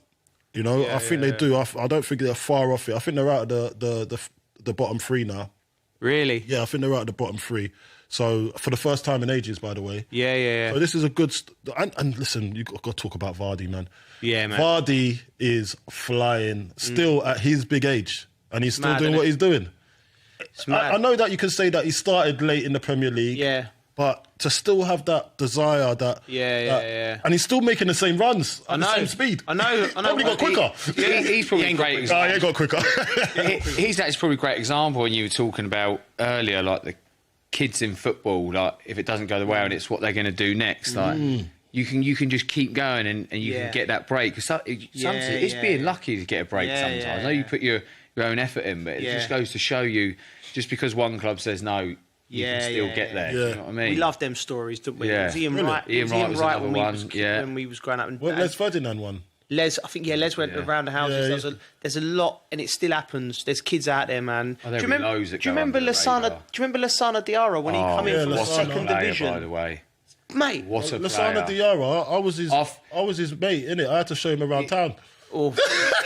You were probably the wrong person showing around town. I was giving him that job. Don't go no coffee shops. I don't that much. I don't know. He just gravitated towards me, man. He was a player, by the way. Yeah. He's just unlucky that Macca was. Yeah. He played right back a few times. He's unbelievable at right back. Yeah, he was. He's so good. Such a good player. Do you know how many clubs he's had? And Mate, I know. Quality of clubs, Lasana Diarra has Real had. Madrid. Yeah. Real Madrid. Arsenal. Portsmouth. Pompey. Pompey. Chelsea, obviously. He's done. Didn't he go PSG or something as well? Mate, I think he did. Yeah, he's done the rounds Marseille, I think as well. Yeah, he's been everywhere. Mate, strongest man. He was like running into a brick wall. Yeah. Like there was just a wall. They've just done a rule. I think he won a court case. Yeah, he won a court case. He won a court case. Moscow. Yeah, and I don't know what it was about, but I don't think they was going to pay him his money or something like that because something happened. Yeah. Google it; it will come up online. Yeah. But he's changed the whole law in the game. It's like I've heard that like a Bosman type rule, but a modern type thing. So listen, what a player. Bridgie, you was at this game, so I'll start with you. Teams. Manchester City versus Chelsea, the Wayne Bridge derby. Well, first of all, how was the atmosphere like? Because it sounded good on telly. It was good. It's wicked atmosphere. Which ain't always the case at Man City, is it? No, I don't know. Really? I don't know. What do you think? You played for... I love being at Manchester. Everyone's friendly. I love being up there. I loved going back because it's still got some of the old staff that work behind. Claire, a massive favourite of mine. She used to see her every day. It was great to see her. Yeah. Some friendly faces. In football, you go around and it becomes a family for a bit, doesn't it? And then you just leave and it's like... And you create relationships. So it was great going back. I thought the atmosphere was good. And obviously it was extra special for me, the kids being mascots. Yeah. But the game itself... Man City was just sloppy near the beginning. But the more the game was going on, you see they're just getting into it. You think they're going to score at some point. They had a few chances. Felt sorry for, obviously, the centre-back making his debut. You could see it was just... What did you make of it? Because the first 6 minutes, I mean... The header, obviously, nightmare for him. And then there was a couple of sloppy passes, clumsy challenge... And you just thought, I just felt so sorry for him, mate. You could hear some fans moaning. And I'm just like, oh, man, I feel for him. I just wanted someone to put his arm around him, gee him up a little bit. That's a good point. And he don't speak any English, which is hard. Man City probably haven't defended as good this year. It was a difficult one for him. I just hope he gets another game soon and plays well. Because he doesn't want to be dwelling on that all the time. You've got to get in, do well. Yeah, that's a good point. And get going. But the game itself, like I said, the more the game went on, I thought they're going to get a goal. Going to get a goal. So the player that we're talking about is Kushanov. Yeah. He's just come, obviously, to the team. Uzbekistan, first Uzbekistani international in the Premier League. I think it was the 126th or 129th international of like different country to play in the Premier League. So I've got, obviously, I know a few scouts. And they rate him really highly. Rate very highly. But let's talk about this, right? Right, go on. Nightmare debuts. Because he's had a mare, He's had if you're going to... He won the game. I know. He's not... There's been worse. He's got dragged off. Not that bad. He got dragged off. Mate, he got into the game. He got into the game. Yeah, he got dragged off, but he had a yellow card as well. And I think there was another foul. And I wonder if Pep was thinking... we can't be getting sent off. On his first game. Dragged him off then. Yeah, he got in. He did get into the game. He got into the game, but it was. I remember there was a point in the game, and I'm not taking. I'm not winding anybody up here, but you know what it's like, when you see a player, one of your teammates, he's having one, right? Oh, so mate, but I feel for him. Carlton laughs and just takes the mick out of me. I'm sat there feeling sorry for the kid. I'm laughing. Because I've been there. We've all been there. We've all been there, don't get the ball. I saw. They saw him. Don't pass it to him. Don't pass it to him. Don't pass it to him. I saw the goalkeeper. He came out. He looked at him. He's gone, he's gone outside the pitch. I was like... is everyone seeing what I'm seeing here? Just give him the ball. I've had a nightmare one, and I feel sorry for him. I had one my first game. You've got empathy. You have empathy. There's a load of people laughing at you, Bridgie. Oh, no. Do you know what, though, mate? As I was saying, I hope he's mentally strong to just deal with it. I'll get through it. I played Theo Walcott on side, then gave a penalty away. It was a nightmare start. Yeah. Do you know what I mean? But I'm like, I just thinking, I need to get back out on that pitch and put it right. Yeah. Because if you dwell on it too much, it's going to affect your confidence. But all I was thinking to myself, mate, good 5-yard pass, and then it was bobbling a little bit, and I was like, oh, no, mate, get Ain't it mad? Ain't it mad? Get a bubbled crisp a bit. pass in, please. Yeah. And it did settle a little bit. But you know, for me in my position, strikers, like I've missed sitters before, and you just want the next one to come quick. Yeah. Like you don't want to be like, oh, it's my only chance. I'm gonna have the whole game, and then you might have one at the end of the game and miss that too. Then you've just had a mare of a day. So I've been there. I understand it, but it was just seeing it again. I was like, didn't actually pass it to him. That well, trying to look after him. What's worse now is social media. So that could go on. Yeah, those little clips could go on and on again. At least for us, it was match of the day, written, and then you move on. Now there's just little clips all the time, constant. It's horrible. Just ripping you up. Horrible for some players. I've seen enough from him. I know, like, mad as it sounds, but I know he's had a bad game. But I've seen enough in a few little instances, like, he's going to be a good He's going to come good. He'll be fine. He's going to be fine. He's going to be fine. It's just... Is there any... and Pep came out and said it as well. Yeah, said, listen, he's just adjusting at the moment. Like, but that was a bad one to give away because... and I was actually surprised with Jackson. How did Jackson even know he was there coming? That was a brilliant setup, by the way. I was like... He's unorthodox, Jackson. He does really good things, and then he'll do something wild. Basic that you think, but he's still developing. But I just felt like they were going to win anyway. I did something as the game was going. I just had a feeling. I had Chelsea down to win. To be honest, I thought it was going to be a Cole Palmer, but Cole Palmer was really quiet in the game. I think he could have, like, and he was in the headlines as well. Cole was he? What was it? Well, was Gary Neville. You know, it was his comments were about him being in the. I want to say something about Cole Palmer. He was talking to Pep Guardiola on the pitch right at the end of the game, and he was smiling with him. Pep Guardiola does that. Cole, you're being played. You're being played here. You didn't do enough out on the pitch in the second half. What's your thoughts on that? That's his home. Like, he's saying that's been said. You're being played. Yeah, no. This is you're being Gary played. Neville, you're being played. You're being played here. Yes. You didn't do enough out on the pitch in the second half. I don't understand. I don't get what he means by that. He's being hypercritical on. He shouldn't be laughing with the team that just beat you, basically. Yeah. But he's being played. I don't know whether. Who said, Cole, you've been being played? Gary Neville. It's like you're being played here, like as in. But you don't have a relationship. That could be like a.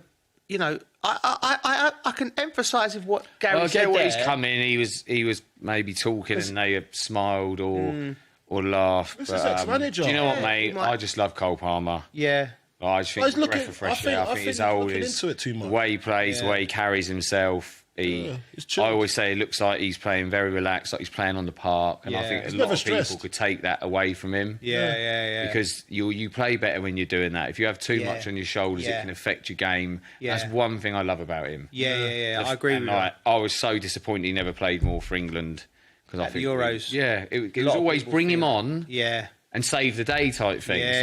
Just start him. Start him and let him play. But I get where Gary Neville's coming from because you've just lost. Yeah. Why are you kiki? But you also don't know what's being said, and you also don't know what makes Cole Palmer ticks as well. Like you said, Bridgie, Cole Palmer he needs to play freedom. So like winning or losing probably hurt Gary Neville, and that's how he reacted. Like he was like, I've got within myself, within my shell. I don't want to speak to anyone. I'm sort of punish myself. And I think our generation, that was more expected of us, that. But I think with Cole Palmer, I think, like you said, think of all the Brazilians you played. You'd almost think that they didn't care. But when they were like lions on the pitch. But they had this ability to switch off afterwards, go, right, where are we going tonight? You don't know. What I mean? And that's fine. You don't know how Cole Palmer's feeling after that game. Yeah. I don't know. He probably was. He doesn't show a lot of emotions. Pissed off that he was. Of course. Yeah. They lost. He probably was. Yeah, of course. You're just jumping because of one thing you've seen. Yeah. You don't know what's been said. Context. I kind of get, but I think maybe. And he's not one to show emotions, really, Cole Palmer. He's a nonchalant guy. Mate. He's chilled. To get anything out of him, to get a smile out of him. That's probably why it hit home a little bit for Gary Neville, because he's never seen him smile. Two players I've really enjoyed watching is Cole Palmer and Phil Foden. Yeah. Mate, they just seem so different, the way they control the ball, the way they move it. Yeah. I love watching them too. Yeah, you're right, mate. You're a bit like when people love watching you back in the day. Phil Foden, he always stands out for me. Yeah. And that's ultimately, sometimes in football, it's an entertainment thing as well. And I go to Chelsea games when I'm not working with my kids. They're mad Chelsea fans, and I put me out on. I get my coat and I walk with the punters, and I'm with the kids. I don't really want to stop too much, say hello to people and everything, but you listen to people. And I just listen, and it's excitement to watch Cole Palmer. Yeah. Do you know what I mean? Yeah, so these people, they paid their money, and he's bums off seats. He's bums off seats. Gets on the bottom. You can see something's going to happen. Yeah. That's what everyone pays to watch. That's what you're going to watch. It used to be Raheem Sterling. Raheem Sterling was bums off seat because he'd just get the ball and just drive. Amazing, drive forward and make something happen. So, look, I think he's been called out just there a little bit too harshly. To summarise it up, and listen, Cole Palmer, be yourself. Keep on being yourself. Don't let people put you down, and just do. I don't think he would, to be honest. I don't think he does it. I don't think he listens. I think it's a great mentality to have, though, mate. Because we don't all have that. Yeah. I think. Yeah, I know. You need to, like. But I get where he's going to care, mate. He's got that mentality that he believes in his own ability and he carries it. Let's talk about. We don't all have to be. Yeah, Gary Neville. No, of course. Let's talk about generation. We're all different. Let's talk about generation. Now, I was having this debate with my missus. Wow. I need to get a laugh. You've lost. I know. No. It was fair. Yeah. So I was like, I asked her, like, what do you think about this concept? Like, because it's a different generation now, and remember there was always this debate about what era was better. The players of today, or the players of yesteryear, like our generation. Yeah. And I heard Rio Ferdinand and Sol Campbell on his pod talk about the generation that said, "Oh, we wouldn't do things us that way. I think we were better." I don't think Vidic, Vidic. What's the boy down that thing? Van Dijk. Van Dijk, yeah. At Liverpool. Yeah. He's not being tested. There's loads of other type of strikers around back in those days that would give more problems to him now. They didn't have to deal with Michael Owen, didn't have to deal with do you know what I mean? Or Yakubu, or do you know what I mean? Different kind of... And there were more strikers back then, definitely. Yeah. But my argument to that is some of those players wouldn't be able to play in the systems that are being playing today. Yeah. You know what I mean? So I don't really like when people talk about... I'm not saying I don't really like... I find it interesting when people talk about different generations and different eras to what the boys should be thinking now, even all the way to what they're thinking to how we used to think. I don't think it's fair. I just think we should separate the two. They've been brought up in a different world. Yeah, they're brought up in a different world. We're not used to what they've... it's like music as well. Yeah. Our generation of music, we're thinking, we had the best music in the 90s. Yeah. Or even the 80s. Yeah. You know what I mean? But most of these boys, they're listening to all this drill music, this hip-hop, this mumble rap, whatever. Yeah. Like, but...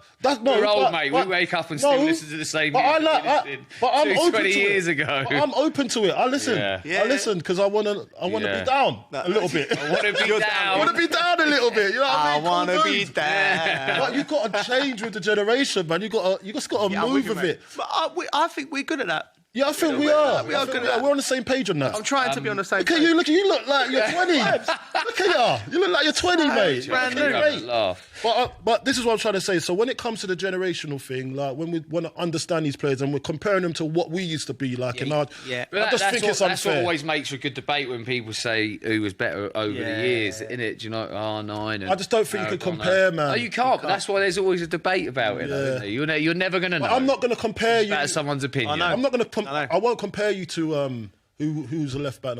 Robinson that plays for Fulham. Luke Shaw. I'm not, because it's different generation, different things were put in front of you. Yeah. I even say this.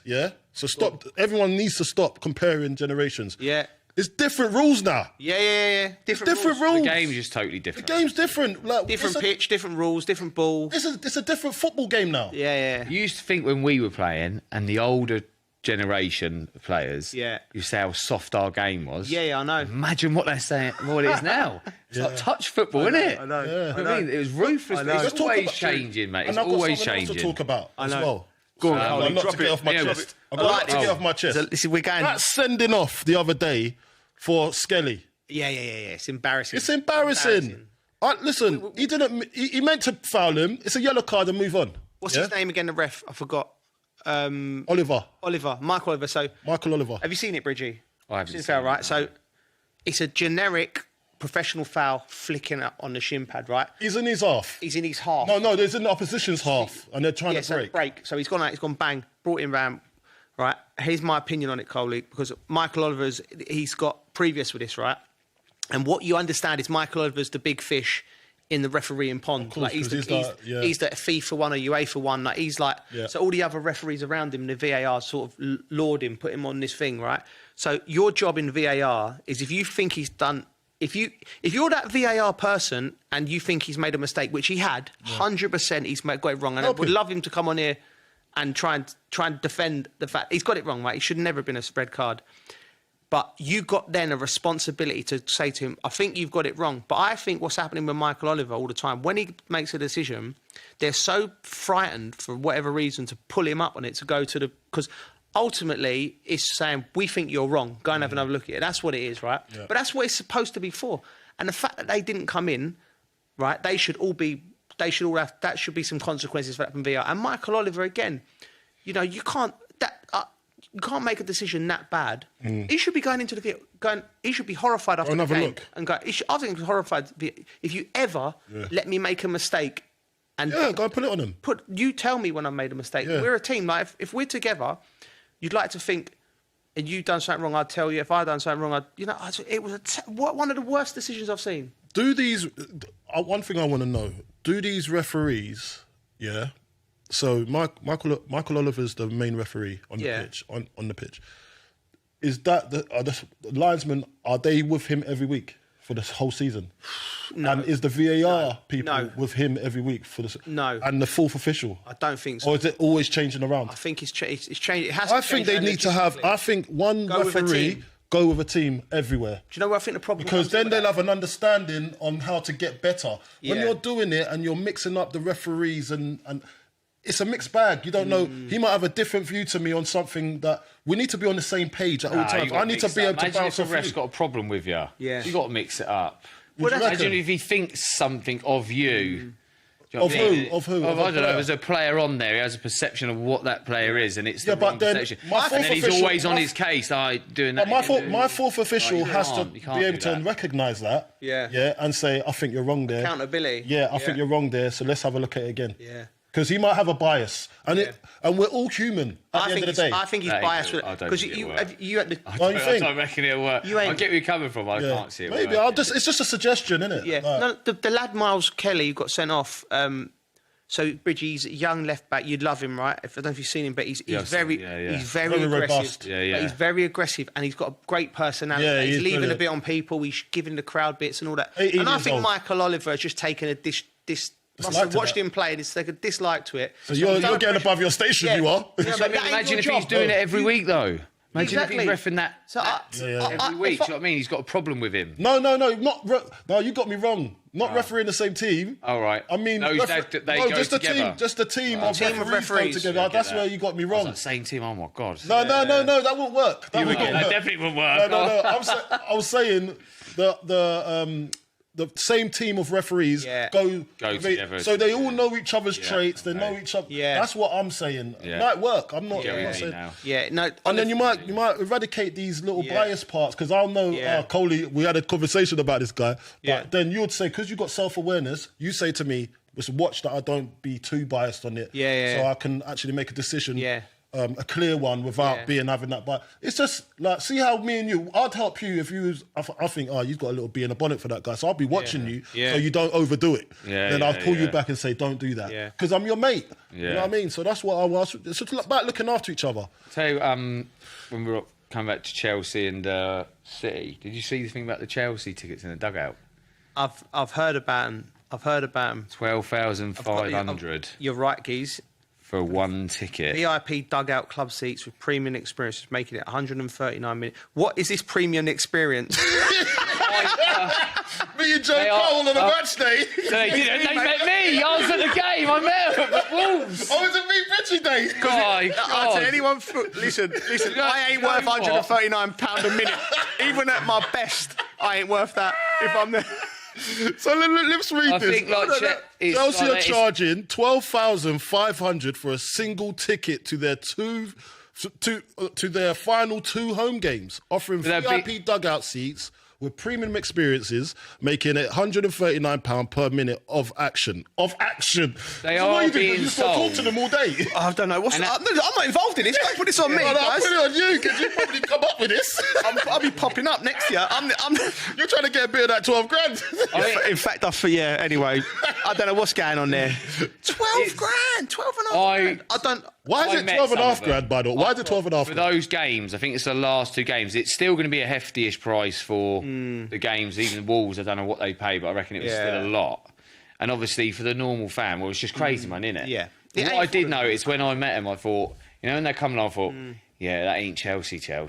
Do you know what I mean? Yeah. But there was one guy there, right, who came to speak to me, who's proper Chelsea. Really? And he's been fans for years. He'd been a fan for years, and his wife actually got it. Yeah. For his birthday that game. I don't know how much it would have cost, but I was like, and do you know when you were speaking to him, out of all the fans, he was proper Chelsea. Yeah. Do you know what? He used to go all the time. He's probably still a season ticket holder. He goes all the time. If you could afford Everyone else is a bit different. You can tell it's not proper Chelsea. These prices represent a dramatic increase, though, from last season, where it was 5,000. Eye-watering, they called it. 5,000 record for similar tickets. Double the cost for high-demand games against Liverpool and Manchester United. So now, we've got to look at it corporately now. Right, yeah. Okay. Let's look at it corporately. I'm looking at this, I'm thinking... You've raised the tone of the talk straight away. I'm thinking, I need to make money for this club. I'm put in the position to make money and churn out money for this club. We need to be in profit by the end of the year. Right? Okay. Now, what can I do to try and increase the matchday experience for a fan that's willing to pay? Right, okay. That actually fits the bill. But to go from 5,000 quid, to doubling it almost, more than doubling it, to 12,500 quid. Yeah. That is just ridiculous. So now I'm looking at it as well from a different point of view.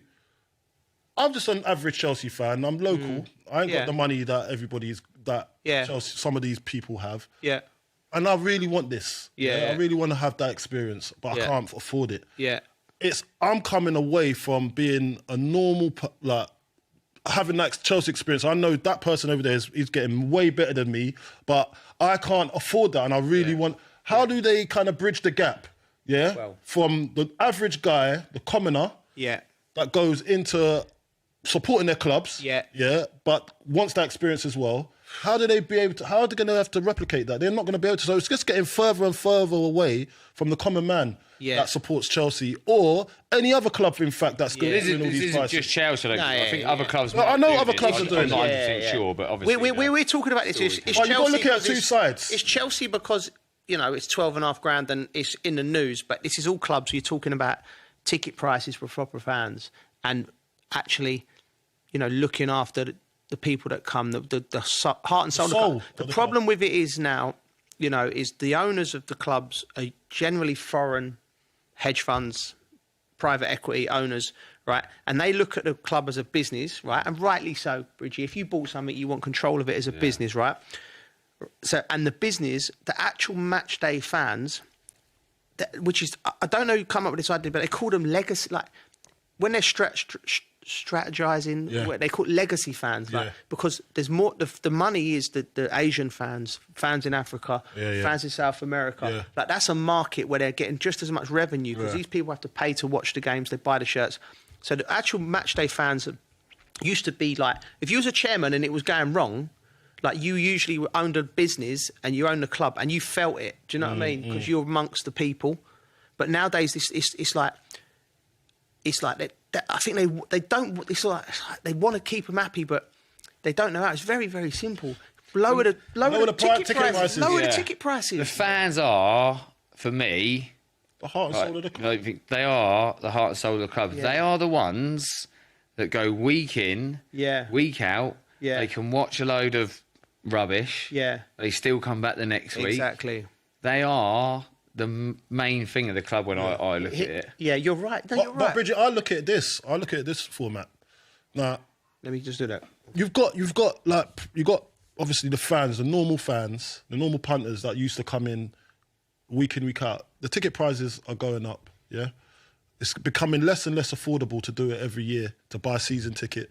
I think eventually season tickets are going to be scrapped because the Premier League it's gone up in... Look, we've got to rate the Premier League of what it's done. Yeah. Now it's a franchise, worldwide, renowned franchise, yeah? Now you're getting different supporters from different parts of the world. You're getting tourists coming in and they want to have access to come into a game. Yeah. So the ticket, if the ones that are buying the season tickets, they're probably not going to be able to buy season tickets soon because there's going to be loads of tourists that's going to come in and buy the match day tickets. Yeah, you know? And that's still a market. And you can charge whatever you want on that, depending on where. London is always going to get the most hyped, the rise of it as well, because I think London is where everyone lands. They go to Heathrow, then they say, I want to go to a match that day, bosh. You go to Chelsea, go West Ham, Spurs, wherever. Yeah. But the locals that actually have been supporting this club since they were born, they're the ones that are going to feel the hit because they're not going to have access because it's getting more unaffordable for them to be going week in, week out. It has to be a match. Now it's a match. And then now they're adding on match day experiences, which is costing an arm and a leg. And there's loads of people in for that as well. Yeah. So they're just catering to the clients. That's what they're doing. They're catering to the clients. They're saying, what do they want? Yeah. But we're forgetting about the locals. And that's it. So, I heard somebody bought a club once said, you don't actually ever buy a club.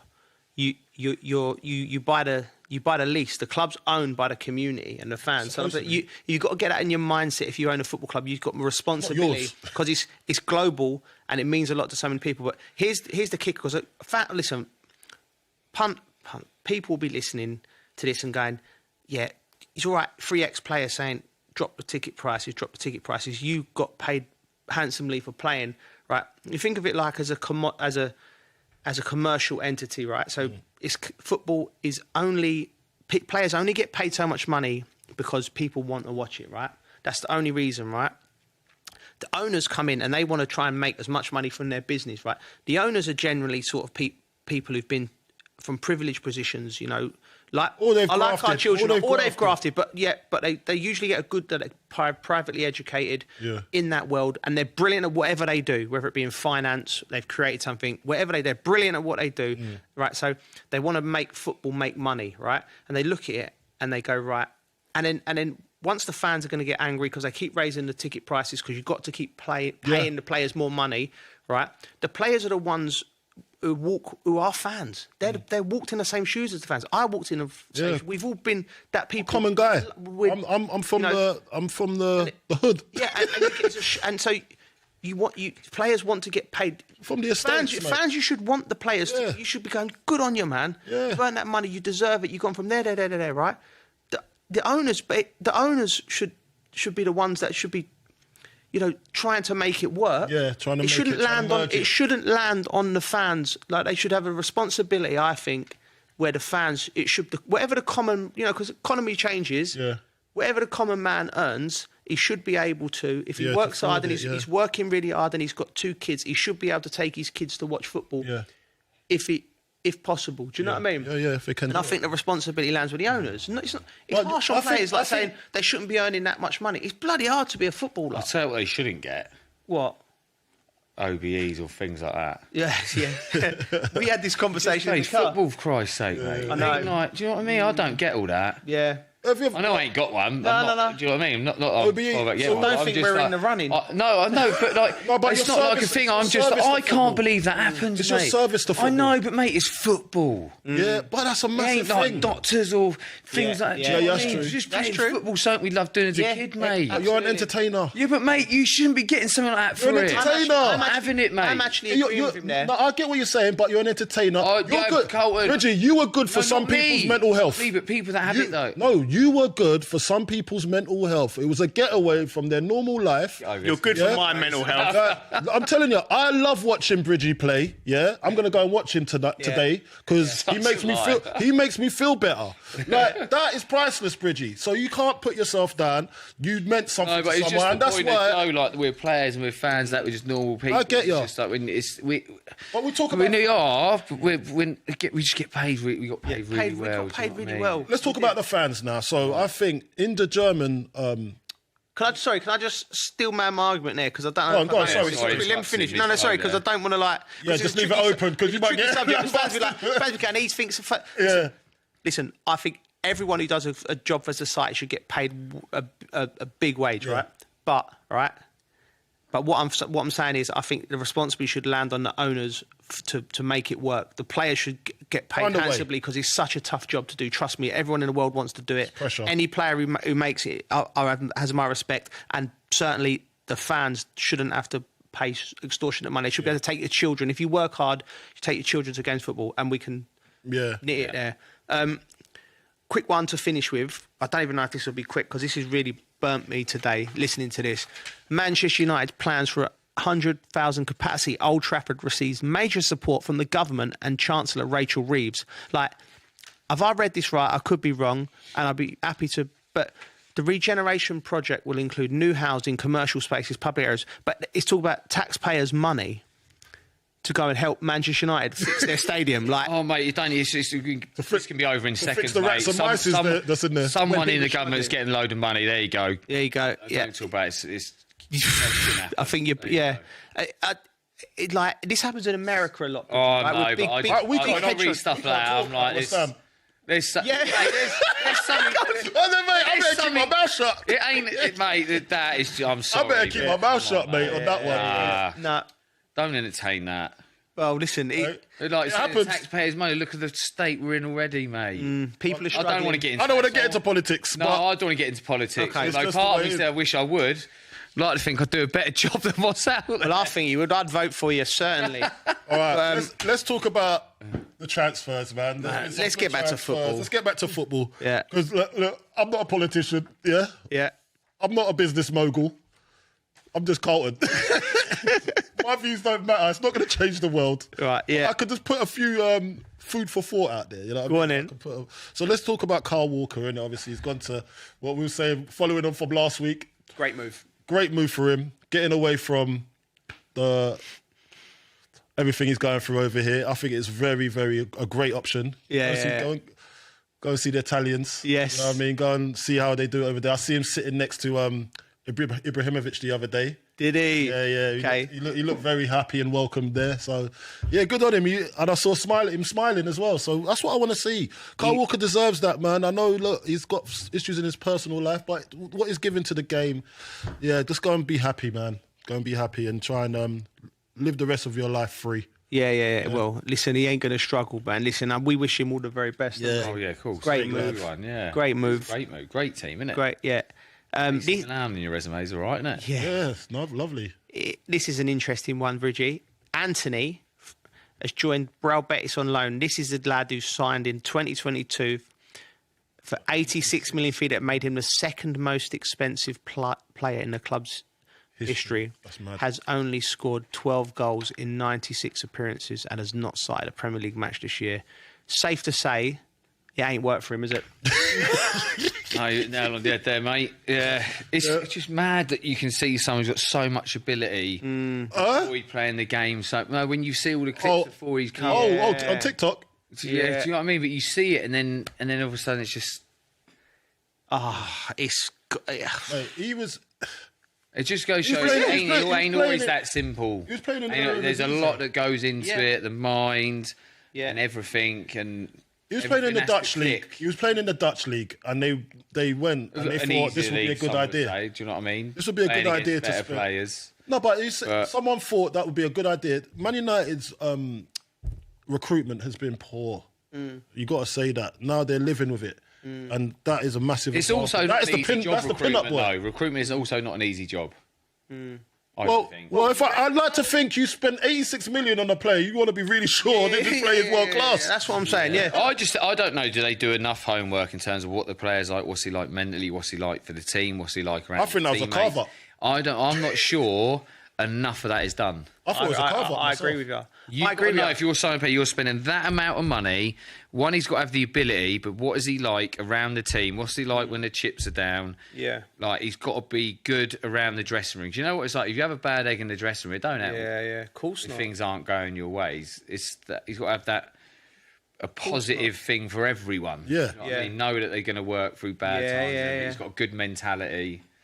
That's what I say. It's not easy. You've got to do your own work. I don't think it's always done right. Yeah, but Bridgie, at the But end that's of the day, what the boys. That's what the recruitment team, the director of football, is paid to do. He's supposed to do his own work, and then they're paying them. They're paying them a fortune to do that job. Yeah, and it's not working. So, and this is over a 10-year span. You know, like after Alex Ferguson left. Or, well, was it more than 10 years? He knew what was happening. He got out of there, mate.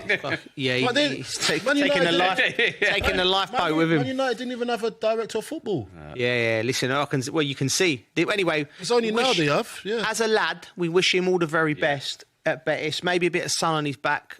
It will help him. Do him a lot of good. Maybe the grey skies of Manchester weren't happening for him. So, listen, he ain't seen the sun for 4 months. You know what I mean? He only blossoms in the sun. Yeah. You know? Newcastle revamp efforts to sign Isak on a long-term deal. I mean, how can you not? This kid's on fire, isn't he, Coley? As a centre forward, how good is he? He's unbelievable. Like he's probably the best in the world right now. Wow, that's a big statement. I know. Mate, I see some of his goals, man. Yeah. Mate, I see a disallowed goal that went top bit. I was like, this guy is unbelievable. Like he's striking with the ball, he's pacing behind. He's one of those strikers that don't. All the strikers nowadays just want to come to feet. Yeah. There's only a few that want to go in behind. And guess what? They're the ones that are most successful at the moment. Yeah. Because they're going in behind. Look at the goal for Haaland the other day. Yeah. 2 of them, right? Yeah. And goals came from it. I know, obviously, against Chelsea. Yeah. I don't know the goalkeeper Sanchez. Yeah. They need to sort him out anyway. But he's running behind. I know Chalobah had a stinker, yeah. But that movement in behind, these defenders are not used to it anymore. Yeah. They're like, I don't want to run back towards my goal. What's this? What is this? So he was so startled, he slipped. We were used to it back in the day, though. Everyone was like, the channels, the channels. But the game's changed. So when you do see it, Isak's one of them that does it quite a lot. Marmoush, the new signing at Man City, he looks like he was at it. And then Haaland, obviously, does it all the time. So Isak, to get that type of striker nowadays, you need to sign him in on the long term. I think he's like, he's 10, he's 11 and 11, but he's only not scored in one of the 11 games, Isak, right? So he's on fire.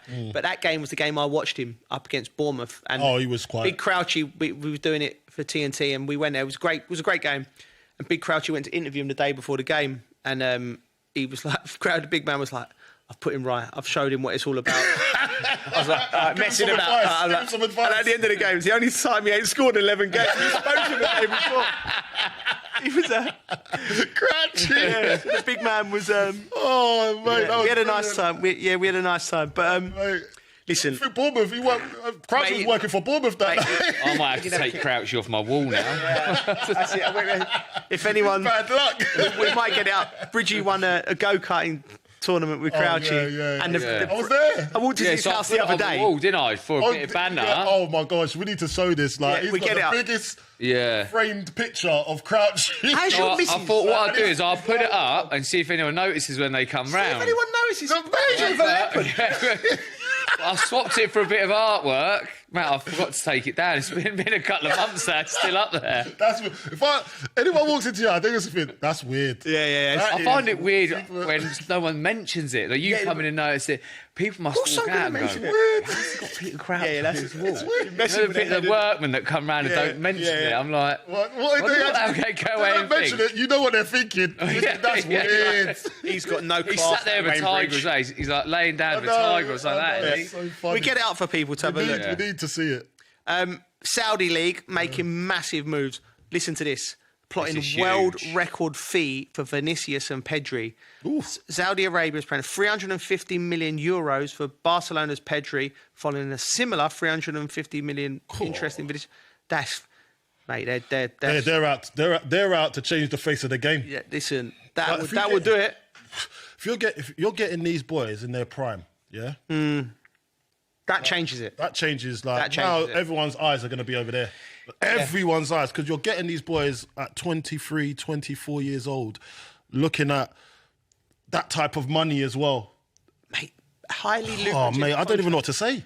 I don't know how to make it. Like, it's almost like, because we've not seen anything like this before in our time playing football, you don't know where to go with it. So, you know... It's one of them. It's just it's kind of watch this space. Yeah, I'll tell you see if it happens. I'll tell you what. If they went in, for Pedri, Barcelona are going to be very. they're They've got what? They've skint, got Barcelona. 1 billion release clause. 1 billion on Pedri. Do you know what? So Right? they sat round on the contract table and gone, right, what should we put on the... No one's going to pay $1 billion. They didn't see the Saudis coming. They're coming, all right. That's falling down the back of the sofa. I bet they would say put $3 billion. A bit of change, yeah. What? Take that, mate. That's not... Pedri, your ass. Come here, son. Come here, mate. And then I know for a fact, Barcelona, they're going to be like, we're going to take it. Solves their problems. We're back in. We're back in the race. Back in the game. They've got better recruitment than Man United. Yeah, exactly. Last one. Al Nassr preparing a bid for Aston Villa star Gerrans to fend off West Ham interest. I mean, West Ham... I know it's difficult for you to talk about, Coley. You're in the building, but I liked the fact West Ham made the offer and they're looking at players like him. I think he's brilliant. But he's not being played. What's happening now, even if these players decide not to go to Saudi, it's pushing the prices up, which puts more stress and strain on the clubs. And the whole economical welfare of the game in the Premier League. Yeah, in Europe, actually, because it's putting a lot of stress now. They'll say, okay, you need to play this or else he's going to Saudi. Yeah. You need to play that or else he's going to Saudi. Yeah. It's just ups. Clubs might go, you can go Saudi, because you ain't going there because we get more money for you. It just ups the money now. Just make it more It just ups the money now, so it's just making it more difficult for everyone. There's a spanner in the works, isn't it? It is, mate. They're doing it on purpose. They're ruffling some feathers. They are ruffling. You see how serious you are about this, eh? Yeah. It won't be if they sign them, though. It's going to be mad. It's a little bit like the boxing. Yeah. Riyadh season, right? I love what's happened with the boxing. It's brilliant. I love the boxing. So for me, there's no way, no boxer can hide anymore. No. Everyone's exposed. Yeah. What, you're talking about, the money's not enough. What are you talking about? The money's there. Do it. Do it. Fight. Yeah. But let's not call it, let's call it for what it is. You're scared, didn't you? You don't want to do it. You've got street cred that you want to protect. Yeah. Just say that. You don't believe in yourself. That's all. These are the questions I'm being asked now. This is what is coming into football now. Wow. Let's put your money where your mouth is. Let's see where we're at. Well, listen, thoroughly enjoyed that. Yeah. As always, chaps, we got a night out on Saturday. So the Monday next week will be what's the word? Laboured could be the word. Laboured is one of the words. I'm not going to be sprite. I'm not going to be this sprightly. No. So if you know, so bear with us next week. You've got 24 hours to recover. All right, Wayne Bridge. We're not all machines like you. Gosh, you'll be in the gym next day. By the way, it's not even a night. It's not even a night out. It's daytime. Yeah, it's daytime. To be fair, it's not a night out. We're in the dark in some place. I don't know. And thank you for coming. But. I know I'm going to be. I know I'm going to be well looked after. Before he lands in it. No. I know I'm going to be well looked after though. Yes. I'm in his neck of the woods. You're in my neck of the woods, mate. Camden Town, mate. So we're going to have a great time. The heartbeat of London to anyone who's out there. Thank you for listening to The Dressing Room with Al Arabiya News.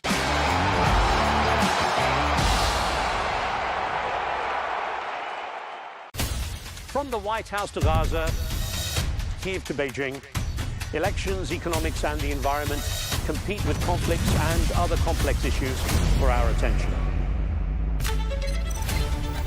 In an age of fake news, deepfake and artificial intelligence, they've got to have a vote and a say. It's important to look beyond the loudest voice to understand the truth. From newsmakers to groundbreakers, My campaign is going very well. Presidents, prime ministers, princes and peacemakers, and cultural tastemakers. As Arabs, as Middle Eastern, we're too emotional. Join me on The Rizkan Show for empowering conversation.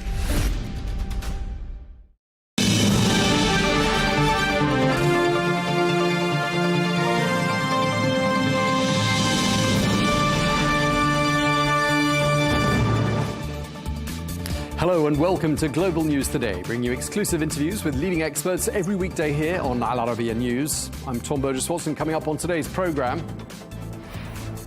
the US President Donald Trump has described as a wake-up call the advent of DeepSeek on the tech scene.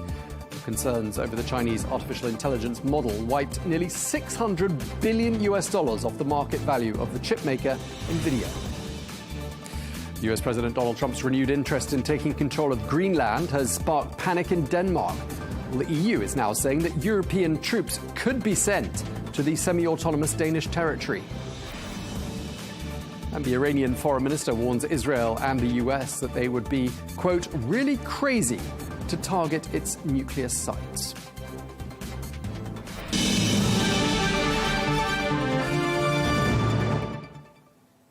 Hello and welcome to the programme. We begin with the latest on the emergence of DeepSeek, which has sent shockwaves through global markets.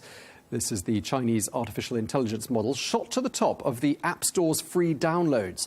And that surprised investors and in the process wiped nearly $600 billion off the market value of the chipmaker Nvidia. That is the biggest drop in US stock market history. What's particularly noteworthy is that DeepSeek operates at the fraction of the cost of competitors, potentially reshaping the global tech landscape. Meanwhile, US President Donald Trump has described the advent of DeepSeek on the tech scene as a wake-up call. The release of DeepSeek AI from a Chinese company should be a wake-up call for our industries that we need to be laser-focused on competing to win, because we have the greatest scientists in the world. Even Chinese leadership told me that. Well, for more on this, we can speak now to Chris Stokel-Walker, tech journalist and the author of How AI Ate the World, who joins us from Newcastle in the UK. Thank you so much for joining us. First up, is DeepSeek as good as ChatGPT, do you think?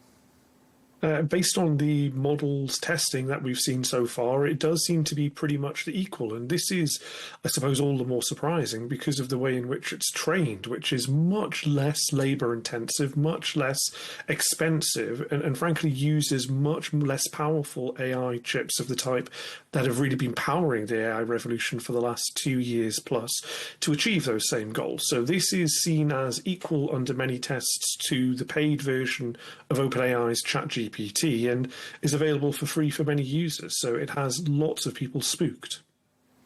Yeah, including the US President Donald Trump, who said that this is a wake-up call. And what you're saying is that, DeepSeek can do the same as what other platforms are doing at a fraction of the cost. Does that suggest as well that the competitors are overpriced?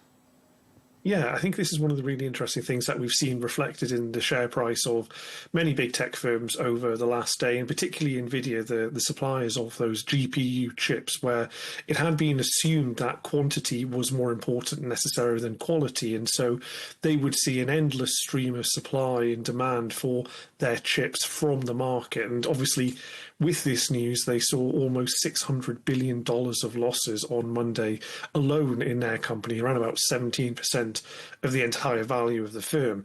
This idea, I think, that actually we've been living by for the last 2 years of bigger is better in the world of generative AI now seems maybe not to be the case. We had assumed that the more computer hardware you throw at it, the faster the engine. Think of it like a Ferrari or a Maserati supercar being much better innately than a smaller car or hatchback that you would get at a regular dealer, has always been the kind of North Star for AI development, and just the idea that you throw more money and more compute at the problem. But because of necessity, these Chinese companies, and particularly DeepSeek, have said actually there is another way. Indeed, and they're sort of dispelling, aren't they, the myth that actually other people outside of the United States, which is trying to lead this AI race, can actually achieve pretty similar results.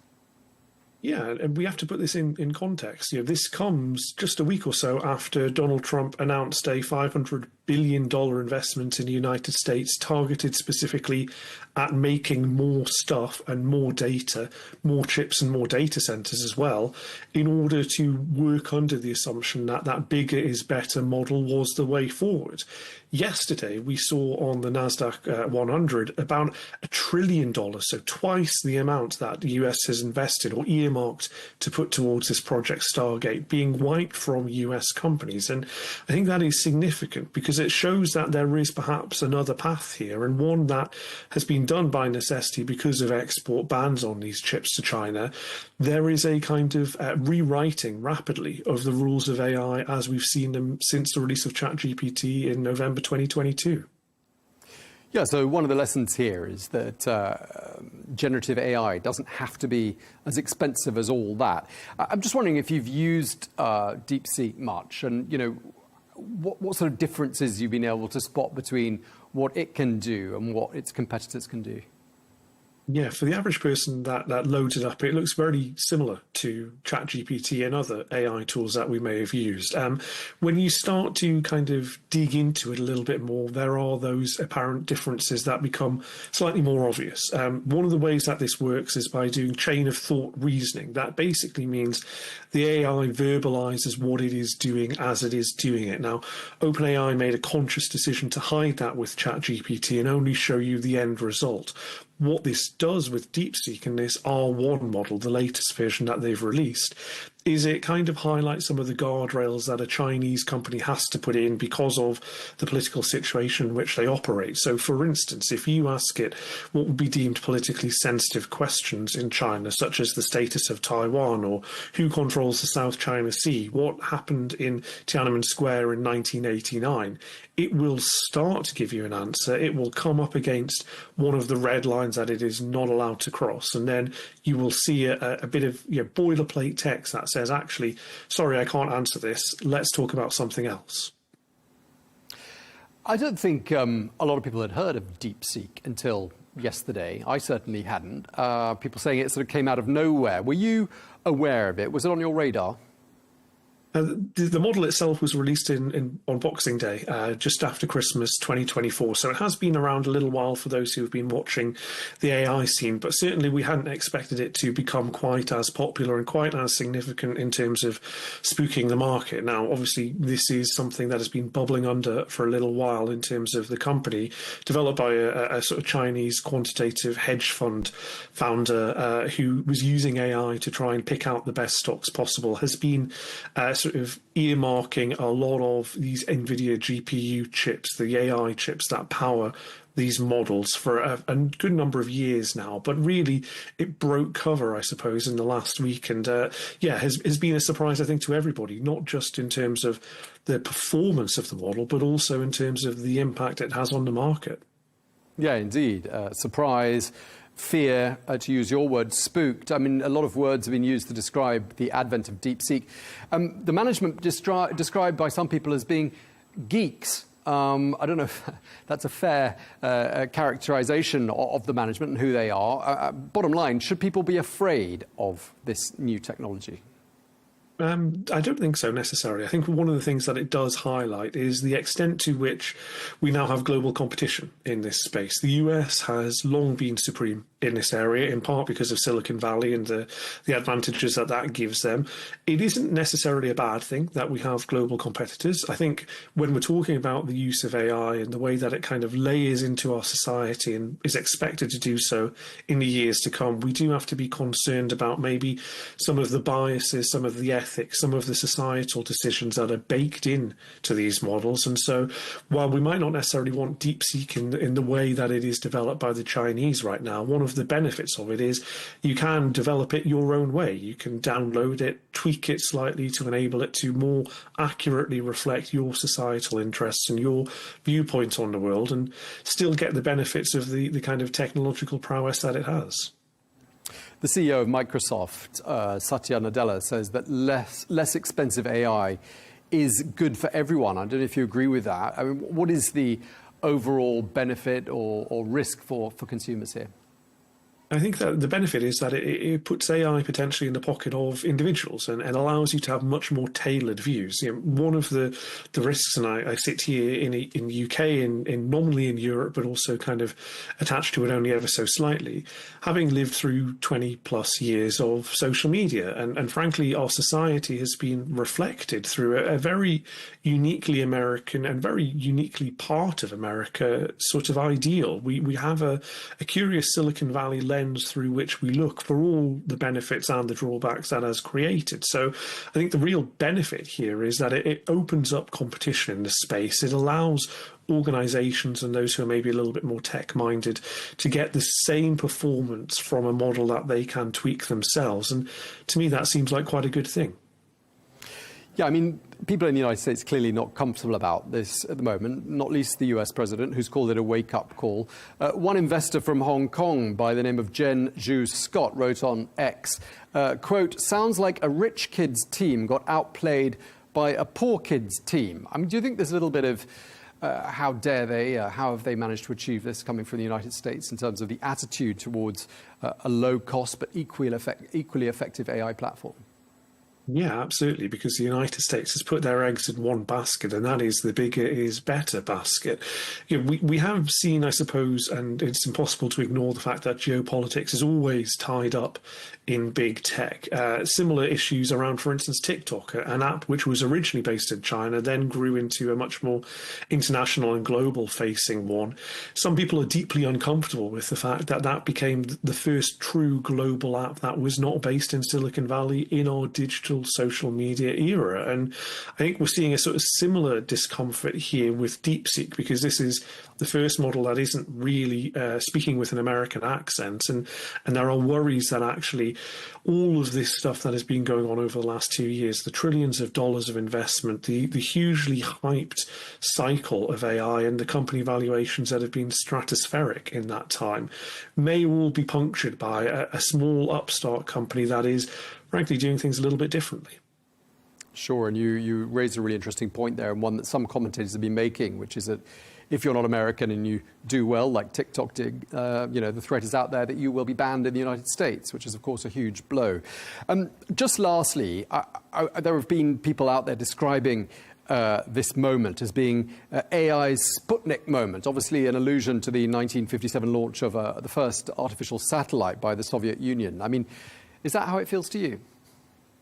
I think that it is a significant moment. I don't know whether or not we need to kind of embody it with this really important moment in space exploration, because I think that actually, AI will be important for everybody and will be used in all aspects of our lives, but we don't need to have necessarily that race to space supremacy that we saw in the 1950s, 60s and onwards from there.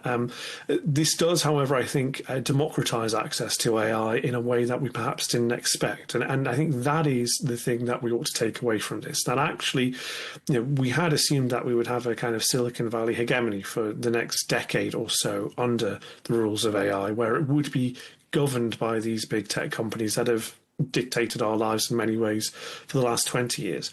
That is no longer the case. I think that this is kind of not necessarily a Sputnik moment, but it's something that allows you to do stuff that is previously seen as impossible, and that is always a good thing.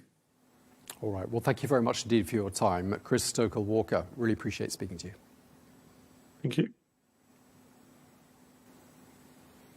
Well, let's get some more analysis now on the political fallout. We can speak to Vicky Price, the former head of the UK's Government Economic Service, who joined us now from London. Great to have you with us, Vicky. Just wondering, with regards to DeepSeek, I mean, why do you think it triggered quite so much panic on Wall Street? Well, the main reason is that it looks like you can do what perhaps Wall Street and the tech companies have been doing, backed by Wall Street, considerably more cheaply than what had generally been assumed. And therefore, the type of investment which is assumed as well will be happening over the next few years perhaps isn't necessary. And maybe some of the valuations of some firms are overdone. So I think that's the sort of panic that set in, and we saw, of course, NVIDIA, whose chips are the ones that are used for AI most generally. There are some other companies too, but it seems to be the biggest one, and whose chips, of course, are becoming increasingly sophisticated. And remember that even President Biden, in his last days as president, before President Trump took over, imposed even more controls to exports of strong chips and high-value chips for AI to China and elsewhere, so from the US. So if that isn't necessarily what is needed or what is going to perhaps fuel valuations of various companies, then there needs to be a rethink as to whether, in fact, the markets have got it all wrong now that our competitors are able to do it considerably more cheaply. We were just speaking to a guest about how some are harking back to the space race and in the 1950s and 60s, and how some people are talking about an AI race. I mean, is there an AI race, and who's in it? Well, certainly the Chinese thought there was one, and that's why we are where we are right now. They couldn't get all those chips, and they used the older ones, and and managed somehow rather to get more or less the same product with some tweaks to it, because there are quite a lot of sort of political issues there. You can't get answers to some things that perhaps, the Chinese don't want you to have out. But generally, they have competed. It wasn't perhaps as well known that that would be the case. In fact, the expectation had been that the US, because of all the sanctions and restrictions on investment and IP transferring to China and so on, that it would keep its predominance, if you like, in this area. And of course, we've seen how important the tech sector has been to the economy and, of course, to Wall Street in terms of the valuations that we've had. Well, now, of course, when you see that competition is there from the Chinese, but the interesting thing for me is that Europe had been talking about becoming more competitive and spending huge amounts of money. If you can become more competitive, or at least do the same things that perhaps others can do as well, and use it in your industry and elsewhere to improve productivity by spending an awful lot less, then perhaps it becomes a real competitive environment, because it didn't look, certainly from the European perspective, as being very competitive. And countries like the UK outside the EU and trying also to have a reasonable relationship with the US would find themselves, or had found themselves, slightly isolated in that respect. So actually, it's good news. Perhaps it will encourage more competitiveness in this area in the future. So yes, the Sputnik moment, we realize that there are others who are there as well. Should we do better? Perhaps. But the important thing, I think, for the world economy is, can we do it more cheaply? Yeah, and clearly those sanctions and restrictions on the export of these chips has not worked and hasn't prevented China from getting its hands on what it needed. Does this change, do you think, therefore, if there is an AI race, does it change who's winning it? Yes, it might do. But the interesting thing is, of course, that the chips that are being used in the US are more advanced. So the Chinese are coming to this now, having used sort of older ones. But there's been a lot of development, and there will be more. Now, the question is, can the Chinese get there while the US still has a bit of an advantage, or will they be stuck with what they've got, if you like? But right now, if there is all this open access that there is to all sorts of developments and models that are being coming out there, then anyone can get into it and perhaps use AI a lot more sort of imaginatively than we thought before. So in many ways, it's a very, very important moment because we see that perhaps some of the assumptions we had made about what AI would do, and certainly where the concentration of this would be, is no longer correct. Donald Trump called it a very important moment. He called it a wake-up call for Silicon Valley. And I'm just wondering, how does America respond to this, therefore? They're going to have to think very hard, I'm afraid. Perhaps, the shareholders of various companies, of course, are going to be looking at the losses that they may have made. Of course, things have improved a little bit today after the drops of yesterday. So perhaps, people are over-worried about it, and maybe there are other opportunities to perhaps get that race to the benefit of the US again. So there is going to be a rethink. And, of course, it comes just after we got the announcement of $500 billion US dollars that was going to be invested in AI in the future. Of course, lots and lots of companies putting money in there. Now, that perhaps isn't going to be strictly necessary. Maybe one can do it for less, as I was saying earlier. So that's the important issue. But I think sort of politically, of course, it matters hugely. If the race that perhaps President Trump thought he had with China, where, of course, he's been threatening big tariffs as well, is one that perhaps is getting lost already, then one has to rethink how one sort of meets the latest challenge. So politically, I think it matters hugely. Now, obviously, the Trump administration's barely a week old, well, just over. I mean, in terms of political fallout, I mean, it looks like there could be a bit of a blame game coming up as well. How was it that during the last few years, China managed to get hold of quite so many of these highly coveted chips in order to be able to put together something like DeepSeek, seemingly as quickly as it did? I mean, when it comes to apportioning blame, I mean, how far back does this go? Well, so quite some time, I think those exports were possible. So what they seem to have used, or so we're told, because of course I'm not a tech expert, is older types of chips, which they've been accumulating over a period of time, probably mindful of what sanctions there might be and restrictions there might be, and therefore able to sort of stockpile, if you like, and work on them. And I think what it shows you, perhaps, is that you don't necessarily need terribly sophisticated chips to be able to do what they're doing.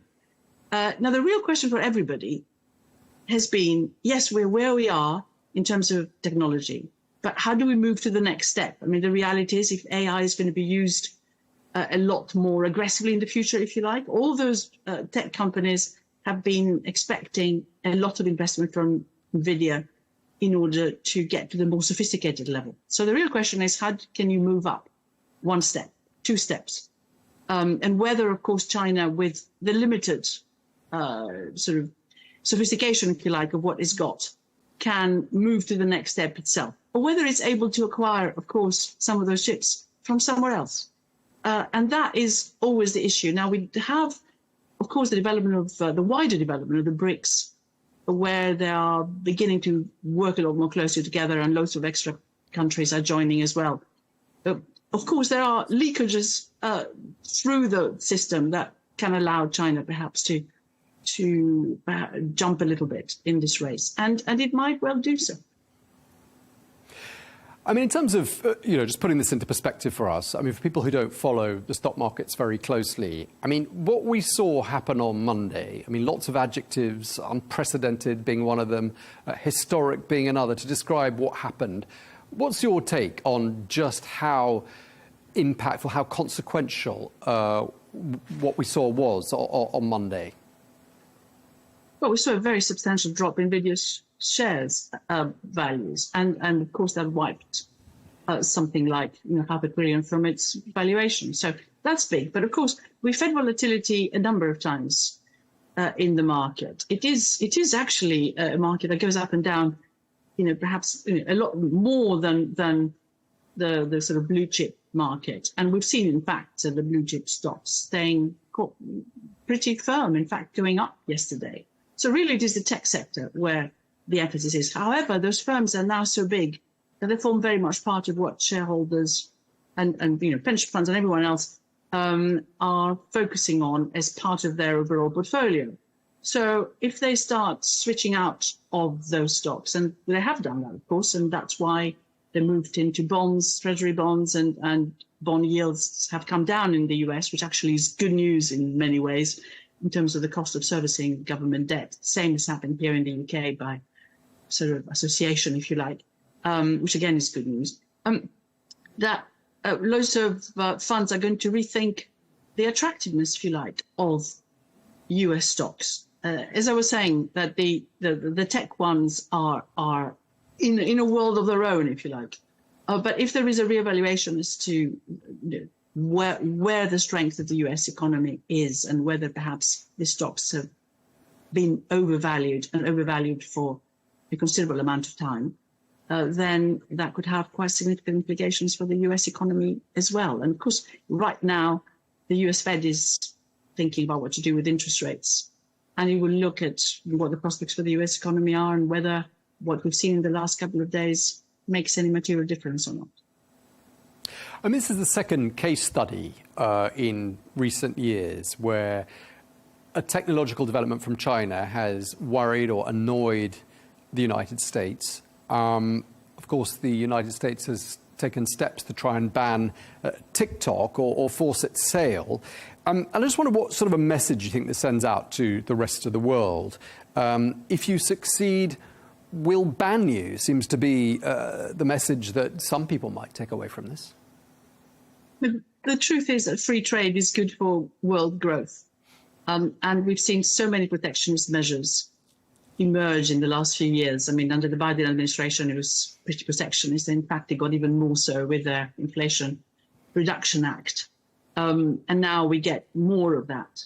And we're going to possibly see a series of tariff increases taking place as well. I mean, what perhaps this incident shows us is that despite sanctions, despite those tariff threats, or perhaps even because of them, what you find is that there is resilience in a number of places and they can come up and compete. But in general, the more competition we have, the better it is. There are obviously some issues to do with security and concern about intellectual property, no doubt about that. But a world that competes and at the end of the day provides something for the consumer which is cheaper and increases choice more generally is good for growth. And we are becoming more protectionist at our parent. Indeed, and just to sort of wrap up, and I think this ties in quite a lot of the points you've made. I mean, when you think that Microsoft is planning to invest $80 billion US in AI this year, Meta planning to spend about $60 billion US on AI, I mean, doesn't this just basically show the world that there is better value for money out there than had been previously thought? Yes, and the interesting thing is that those investment intentions were looked at with concern because, of course, the valuation that we have now in some of these firms may not have taken into account the fact that they do need to invest or felt they needed to invest quite considerably. So there was a bit of a rethink that's taking place at various stages in the last few months, but the markets swept that under the carpet. The good thing is that if they don't need to invest quite so much, then perhaps their own valuations will, if anything, perversely improve rather than go down. What it does with NVIDIA is a different issue because, of course, NVIDIA would be responding to and responding to what the requirements are of all those buyers of these chips, basically. And if those are not there, then brilliant. All right, well, we're going to leave it there. Thank you very much indeed. Really appreciate you taking the time to speak to us. Vicky Price, thank you very much indeed. Thank you.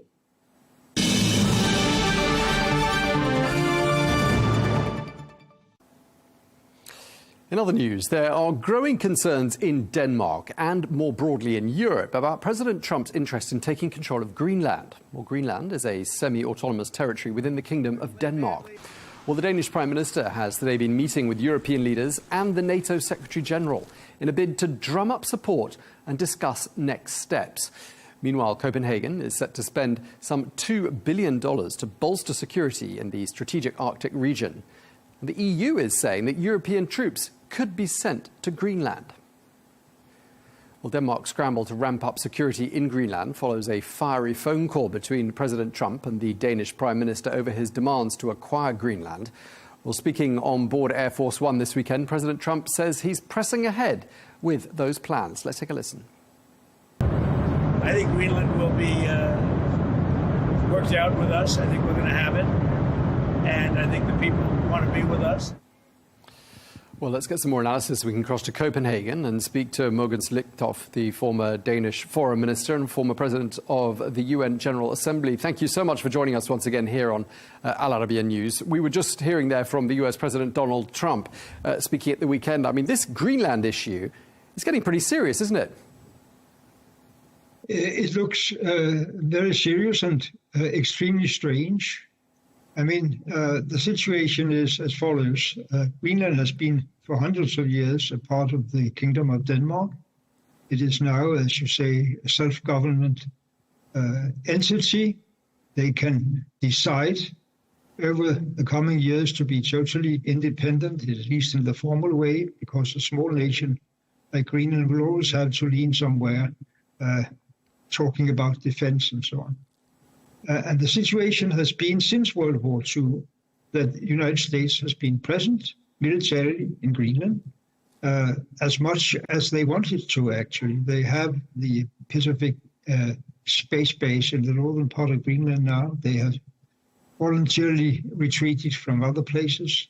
But it's obvious that Denmark cannot alone defend this huge, huge territory of ice-capped land that Greenland is. So if the President of the United States wants more military presence, not only from Denmark, as you have just decided to present, but from himself, the door is open. If the United States wants to invest more in mineral resources in Greenland, the door has been open for a long time, but it's not that easy. Several companies have tried and given up. But what we cannot do, of course, is to secede the island of Greenland to the United States. It has to be decided by the people living in Greenland, and right now in coordination with the Kingdom of Denmark, where Greenland is a part. Interesting to see that the Danish Prime Minister, Mette Frederiksen, has been turning to European allies for help with regards to Greenland. I mean, what can Denmark's EU allies do? Well, first of all, again, it's extremely strange and worrying that an allied country, a small country that has been staying beside the United States for nearly 8 decades, is presented with such kind of claim, it seems to be, to just give part of our territory away to the US. Secondly, there is no meaning of any kind of military takeover because the Americans are already there. There's no kind of logic in threatening with economic tariffs against Denmark because Denmark is a part of the European Union. It would be an attack, a trade war attack against the whole European Union. So what will the Americans, what does President Trump want to do? I don't know. But it seems after his son, Donald Jr., visited Greenland with some people a week ago, that they have an intention in one way or another to involve in elections with a huge amount of influence and money, with elections in Greenland about the future status of the island. And that's a little frightening also. That reminds me personally about Russian involvement in elections in Moldova and elsewhere. I mean, there are some suggestions, and these are being touted today because your Prime Minister has been talking to European leaders, meeting the NATO Secretary General. There are suggestions that Europe could dispatch troops to Greenland. Could that really happen? Well, Greenland is a part of NATO, and Greenland is in a certain way associated, but not a member of the European Union. And of course, it's part of the territory of Denmark. And if European countries would be asked and willing to do that, it's a possibility, of course. But that would be more or less of a symbolic gesture. I haven't heard of anyone actually discussing that right now. But Donald Trump himself, if we listen to some of what he's been saying, he says, we're going to get Greenland. And when he was asked if he'd use military force, he said he wouldn't rule it out. So, I mean, a military option is not entirely off the table, is it? No, the strange thing is that military force is deployed already from the United States in an agreement signed back in 1951, and they could deploy further forces on other places where they have had bases before. But the international law question here is it possible to think of a big ally taking over a part of the territory of a small ally?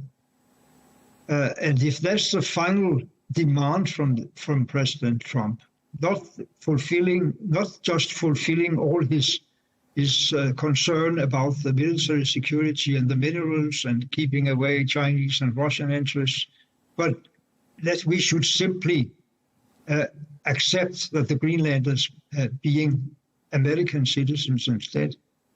That is, as I understand it, I'm not representing the Danish government, but as I understand it, totally impossible to even think about, neither in Copenhagen nor in any European capital. It's really interesting hearing what your Prime Minister has said about her conversations with President Trump. She described one telephone conversation, well, this is an unofficial source, I should add, that described this conversation as having been, quote, horrendous. The same source said that Donald Trump is serious and the situation is potentially very dangerous. We've also heard President Trump mocking Denmark and suggesting you wouldn't be able to defend the island of Greenland anyway. I mean, how much of a stir is all of this creating in Denmark? Is this national news, or are people trying to brush this to one side and ignore it somehow? It is indeed national news. And I think a lot of people who have also personally been very much aligned with that the United States was our greatest, most important ally, are simply unable to understand this kind of behavior towards a small allied nation. And you also have to realize that the Greenlandic people, which is mainly Inuit, but also very much interrelated with Danish people, 1/4 at least of the Greenlandic nation is living in Denmark. We have common citizenship. We have very, very long time, hundreds of years of bilateral relations and family relations. So it's not a thing to demand of the Greenlanders that they should go away from that connection with Denmark, even if they were independently governing themselves. It must be, as the Prime Minister, both in Denmark and in Greenland, have said repeatedly, it has to be the Greenlandic people themselves that desire their future. Denmark is not going to keep Greenland inside the Kingdom of Denmark if they don't want so. We have already made the script for if at some point the Greenlanders want to be totally independent, they can choose to do that. But I think most people will say that's a process that will be some years ahead to be defined. And just lastly, I mean, when people analyse this on the news and on the radio in Denmark, I mean, are people coming up with theories as to why Donald Trump is doing this? I mean, does President Trump, they say, perhaps have a strategy here? And, you know, he's a negotiator. He likes to negotiate a deal. And perhaps he's got these far-reaching demands, but the idea is really to meet halfway. I mean, what sort of theories are people coming up with? Well, the problem is on the issues raised by the president, it's open. It is something you can. Well, the door is already opened. You didn't want to make any force to go through that door. But if the ambition is that on the globe in the future should be written on the 2.3 square kilometers of ice cap in Greenland, United States of America, it's not a thing that any Danish government would be able to negotiate. Okay. Well, thank you very much. We really appreciate you taking the time to speak to us. Mogens Lykketoft, thank you very much indeed. Thank you.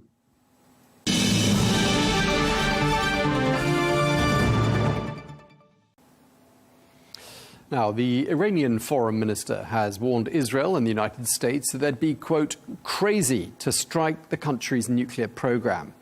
He added that Tehran would retaliate with a forceful response.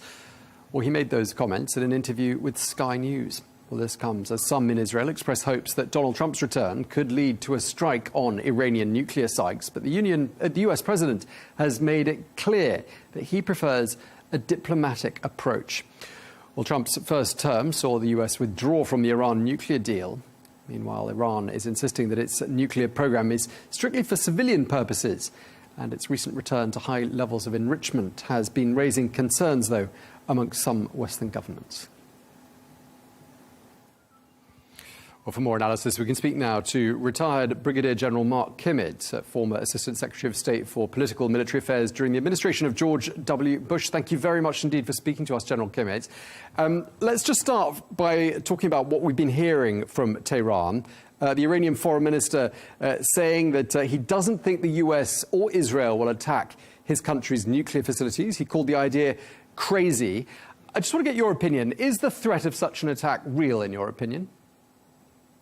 Well, I certainly believe that both the United States and Israel have the capability, number one, to attack, and number two, to make a significant hit on those facilities, probably one that would set their program back by years. Now, in terms of capabilities and intentions, those are two different things. So, yes, the United States does have the capability. Whether it has the intention or not to conduct attacks, that really is in Iran's court, not in the United States. Why do you say that?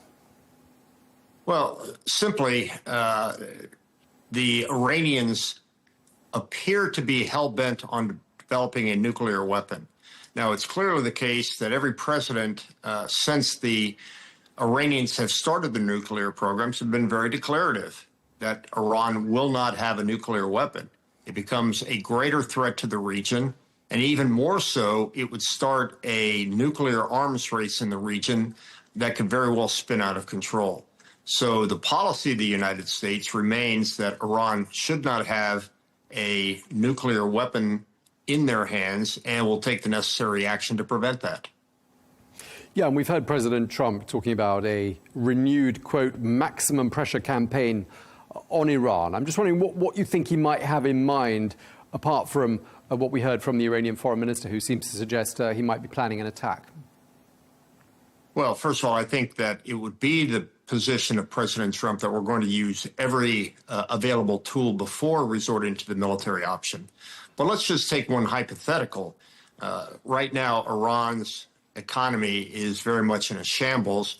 The only thing that's truly keeping it afloat is oil exports going to countries that provide it with hard currency. One can only imagine what would happen if there was a blockade inside the Arabian Gulf to prevent the Iranian oil from getting out and into the open market. And of course, there must be a realization of what you just said in Tehran. And that's why perhaps we've got reports that people are saying that Donald Trump's return to the White House is, quote, an existential threat from Iran, or viewed by Iran. I mean, it sounds like they've got good reason to be worried. What's going to be different, do you think, about the second Trump administration compared to the first in this regard? Well, I think that the Iranians, if I was President Trump, should see this as an existential opportunity, not a threat. Look, at the end of the day, President Trump, number one, does not want to start new wars, and number two, certainly does not want to see a war that would break out as a consequence of an attack on the Iranian nuclear capabilities. He's not a warmonger, he's a deal maker. He is looking for a deal with the Iranians that would give them reason to pull back from developing a nuclear capability and in return get sanctions relief. But everybody knows that you don't come to the negotiating table by backing off. You come to the negotiating table in a strong position, and in this case, a threatening position. But it's clear that the United States does not want to see Iran have a nuclear weapon. It is clear that the United States does not want to go to war because of it. Yeah, and I mean, you could argue the Iranians are doing the same thing, because we listened to what the Iranian foreign minister said. He said there'd be immediate and decisive consequences in the event of an attack on our territory. He also said it would turn the entire region into a, quote, very bad disaster.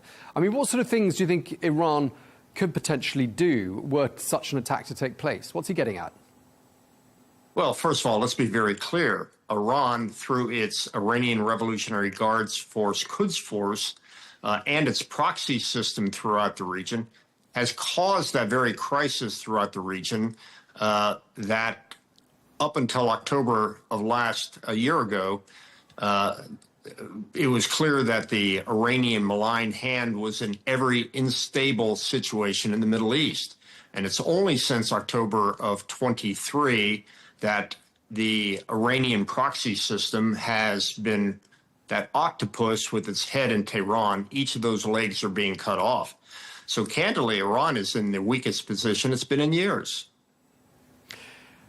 And General, there's an argument, isn't there, that the Iranians don't even know how vulnerable they are, because there are suggestions that the whole country, the whole system, the whole infrastructure of the Iranian government or regime or whatever anyone wants to call it has been infiltrated to the nth degree thanks to cheap intelligence. Intelligence easy to come by these days. What do you make of that? Well, I'm not an intelligence expert, but it certainly does seem if they are able, Israel are able to infiltrate Iran to the point where they can take Yahya Sinwar in the middle of an Iranian Revolutionary Guards force, a guest house at the invitation of the Iranian government.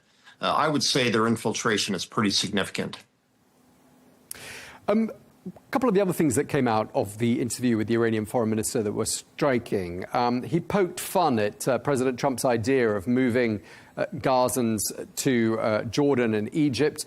He also poked fun at the idea of taking control of Greenland. I mean, that's not likely to have gone down well with President Trump, is it? He doesn't like it when people mock him.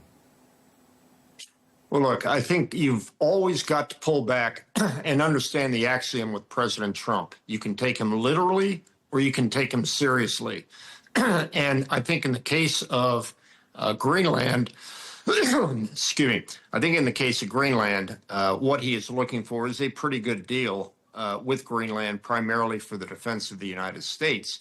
That doesn't necessarily mean that he's going to make it a state, that he's going to turn into a real estate opportunity. But I think he's trying to get a deal out of Denmark so that we have better permission to be able to use Greenland, which is an incredibly important piece of land in terms of defending the United States. In terms of sending refugees to Jordan and to Egypt, well, I think both those countries have a vote in the matter. He may be trying to apply the pattern he used with Colombia, which refused a couple of plane loads of refugees that we were repatriating, and they finally acquiesced to that. Again, the president is a real estate dealer, and he simply is looking for a deal. How he goes about that, what he says, is more commercial than it is diplomatic, but he's able and willing to make a deal. And just lastly, we've heard from President Trump. He is reported as preparing an executive order for, quote, next-generation defense shields for the United States. I mean, what does that say to you about the overall mood in the United States? Why would such a move be necessary? Well, again, I think this goes to the core of President Trump's political philosophy, which is defend America first, make America great again. Let's make sure that no other country has the capability to blackmail us into making decisions for them. This is an old issue that has come about for years and years. I remember before I went into the military in 1972, that the ABM treaty, the Anti-Ballistic Missile Treaty, was signed between the United States and Russia. 10 years later, you had President Reagan signing the ABM treaty with Russia. This is a long process of treaties between the United States and its adversaries in terms of either reducing or defending against the threat of nuclear weapons invading each other's homelands. Okay, well, thank you very much indeed for taking the time to speak to us. We really appreciate it. General Mark Kimmett, thank you very much indeed. Thank you for having me.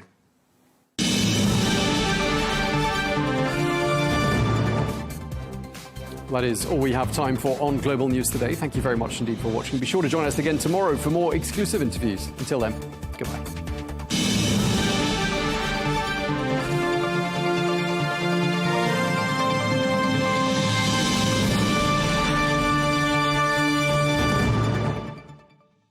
At Al Arabiya News, we go beyond the headlines. From the latest breaking news to in-depth coverage of global events. We're not bought or sold. Nobody owns us. The loss of life, the destruction of property. The conflicts are such a terrible thing. Context and analysis to help you see the full picture. The world is in a very dangerous place. Join us on Arabiya News, It's very impressive. where knowledge meets perspective.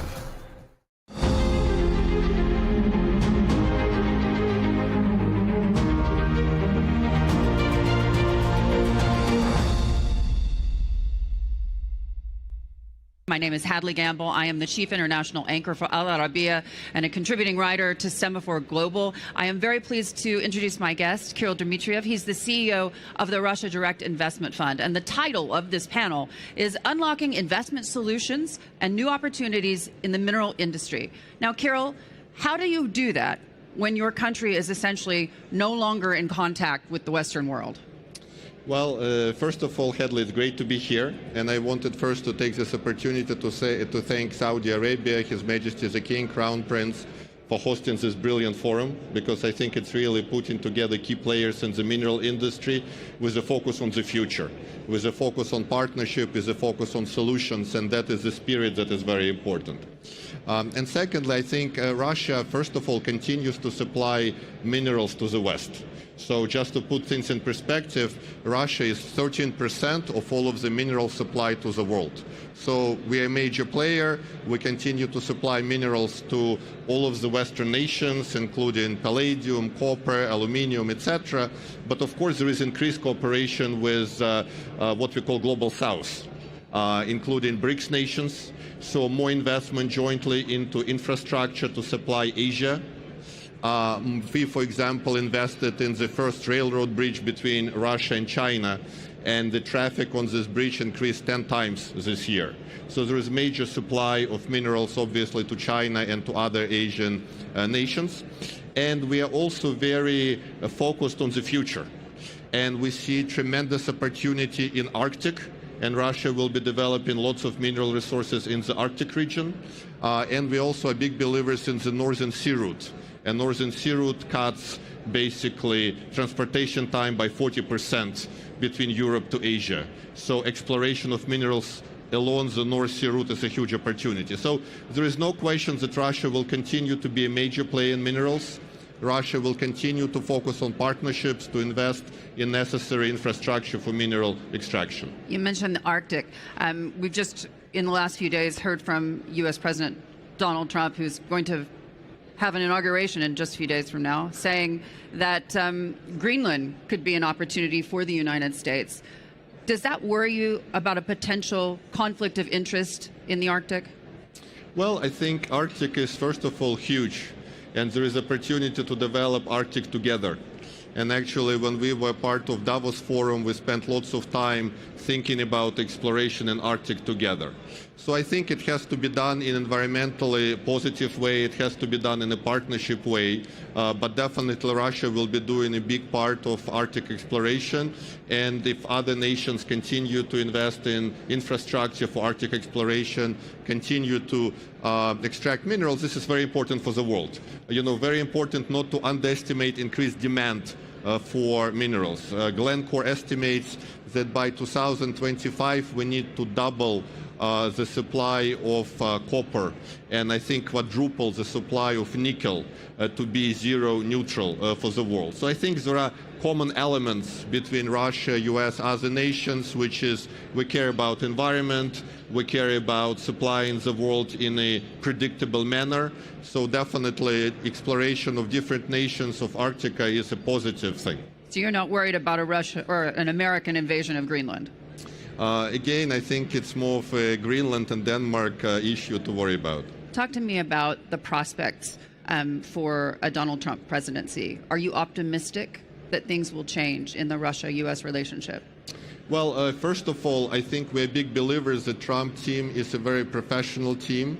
It's a team of very highly qualified people who have been very successful before. And I think that's a big differentiator between Trump team and the previous team, because you really have very successful business people, very successful people who have had a significant track record of achievement. So not so much politicians who are basically focused on sort of political things, but people who get things done. So in that regard, I think it's important to remember that in 2020, for example, with support of President Trump, Russia and Saudi Arabia and other nations came together to stabilize oil markets. Oil price was $20 at that time. Basically, it was horrible for all of the countries because investment in oil infrastructure would basically have stopped. So it was President Trump who really played a decisive role at that time, working together with President Putin, working together with King Salman, and the effect of this work was stable supply and demand, and we enjoy, reasonable oil prices that are good for suppliers and buyers right now. So there is no question that Trump administration is much more positive for the world, much more pragmatic. And yes, there are lots of interesting ideas coming out, and we'll see how they play out. But definitely there is an opportunity for better dialogue between Russia and the US. And again, we need to have problem solvers. Yeah. We cannot have just politicians who focus on negative and just basically try to increase the risk of nuclear war in the world. We need to have politicians and business people who say, okay, what are the issues we agree on? What are the issues we disagree on? What are the security concerns of Russia? How can those be addressed in a problem-solving manner? So we are quite hopeful, but again, it's too early to say and too early to predict how it will evolve. How quickly we could get to the table? I think, again, if you hear what President Trump said publicly, he is quite eager to address many issues in global security quite fast. Yeah. And by the way, we really appreciate the effort he played in resolving the Israel-Hamas conflict, and we hope it all works out well. But definitely you see that his decisive action has been critical to address this conflict in a very quick manner. So I think it will take time to address all of the issues, but to start the discussion, to start the dialogue, I think it's possible to do pretty quickly after the inauguration. And I know this isn't your portfolio, but I have to ask, since we are here in the Middle East, obviously the fall of Bashar al-Assad came as a great surprise to many around the world. In your mind, does that leave Russia behind or on the back foot in the Middle East? No, I think, first of all, Russia has been a great friend to many countries in the Middle East, working closely with Saudi Arabia, with other Middle Eastern nations. And basically, there are many reasons for some of the things that are happening. But I think people in the Middle East appreciate a very predictable Russian policy. For example, on Palestine state, Russia has always advocated two-state solution.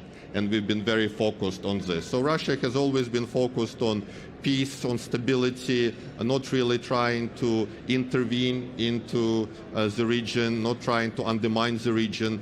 And I think many people appreciate this stability and predictability. We see that some other countries tend to try to force some decisions, try to force some solutions, but Russia has always been much more of a predictable long-term player set on clear priorities of supporting the region. How worried is Russia about the end of the Chinese commodities super cycle? Because obviously they are a big export market for you. Yeah, well, first of all, China economy still continue to do well. And of course, there will be more pressure from the upcoming U.S. administration, but we see China market has been very resilient, major demand from domestic market. So I think China will continue to be strong. It managed to basically build lots of partnerships in the global south. And frankly, while Biden administration really undermined dollar globally by weaponizing dollar, China's much more sort of I would say, long-term positive approach has been appealing to many of the nations of the global south. So China will continue to be a major economy, continue to play a big role. Commodity cycles go up and down, but definitely, trade between Russia and China will continue to increase, and there is major demand from China in the commodity markets. Glencore and others are better in predicting super cycles and commodity cycles, but we still believe China will continue having strong demand for commodities going forward. What about the possibility of a trade war between China and the United States? Is that something that you are including in your future planning? Well, first of all, if you listen to discussions on tariffs, I think it's very interesting what will happen on tariffs, because I think we could find out as soon as next week if major increase in tariffs will happen. I think that will increase to mineral production in the U.S. That will obviously cause some ripple effects in the mineral industry in some other nations. So I think we'll see how it all plays out. I think, once again, tariffs could be the most disruptive force to the mineral industry this year. So everybody talks about green transition, everybody talks about financing, other challenges, but we believe that tariffs and tariff policy could be a big disruptor for the industry this year coming from the U.S. We often talk about how energy markets bind the world together. The same can be said for other minerals as well. Of course, critical minerals, something we're talking about. Are you worried that we're going to see a critical mineral crunch? Well, actually, critical mineral crunch is not so bad for Russia, because Russia controls a big part of rare metals and rare earth elements that are important. So basically, I would not call it a crunch. I would call it a call for nations to work together on rare minerals to really build infrastructure and extract them in a joint manner. And we're exploring lots of partnership opportunities with China, with other BRICS nations, to actually jointly develop rare earth metals. So definitely sanctions and other aggressive tactics do not help in sectors where there is a scarcity of certain commodities such as rare metals. And so sectors require a joint positive thinking of how to make sure that they're being extracted, to promote green transition, to promote all of the things needed for the world to move forward technologically. And tell me this, just with regards to the progress made in the Russian economy. We see over the last year that you have record highs when it comes to mineral exports. But at the same time, inflation's at 9%, and I think your interest rates are around 21%. What is the plan to get those interest rates down and to control inflation? Well, first of all, Russia economy has done very well. So if you look in the perspective, this year Russia had the GDP growth of 4%. And if you look in Europe, the growth was 1% or less. And frankly, Europe is really suffering from not receiving Russian gas. We estimate that the losses of Europe from not receiving Russian gas is more than €1 trillion in total. And that will have huge effect on Europe resiliency and industry going forward. Our central bank keeps rates quite high to basically control inflation, which is at 8-9%. We have publicly said that we believe the rates are too high and they should be really brought down. So we hope that in this year central bank will be less restrictive in its policy. But I think, if you think about all of the attempts to really destroy and undermine Russian economy, 4% growth doesn't look so bad. I think next year central bank policy will be one of the more critical ones to continue Russian economy growth. Maybe growth will slow down to 2% or so, but you're right that central bank rate is one of the key drivers going forward. Also, many people don't really know in the West and the global South that Russia has really record employment figures. Our unemployment is basically less than 2% right now. So a big challenge to the Russian economy is actually having sufficient labor for its labor market. So that is another restriction for the economy. And finally, sir, U.S. President Donald Trump, he has said repeatedly that U.S. LNG should find markets abroad, particularly in Europe. And of course, that has implications for Russia. there are conversations being held in Brussels right now that more sanctions are on the table in terms of Russian LNG. How is that going to impact the economy? Yeah, well, first of all, as I mentioned, we believe that Russia and the US could have a great relation together, and not only it requires people really who are problem solvers, who are trying to find what are the areas we can do jointly well together, such as fighting terrorism, and we could also have joint economic initiatives, even in energy, as was shown by 2020 example on oil. So I think Europe is really a big economic loser from the current approach right now. How do we know it? You know, industrial enterprises are being shut up, people are being unemployed. There is lots of... Most Europeans would say that's Russia's fault. Yeah, well, I mean, that's the fault of Europeans for not receiving cheap Russian energy supplies. But regardless, I think there is a problem solving around if you want Europe to go forward as an industrial nation. Of course, it needs access to cheap energy. And I think some combination of LNG from different players in the world is required for European growth. I think Europe will be changing this year, as it has less pressure from the US to do economically unreasonable things for Europe. And I think Europe will become more of a focused on economy of Europe, on European jobs, European people. We see the strengths of many parties in Europe who are really pro-employment, who are really pro-Europe economy. So I think Europe will be changing this year, and my prediction is that it will be much more focused on growth, on economy, on ensuring stable gas supplies from all over the world, than on really being pushed into economical and justifiable decisions. Kirill, it's always great to speak to you. Thank you so much for joining us here at the Future Hadley. Minerals Forum. Thank you. Thank you, Hadley. Thank you very much.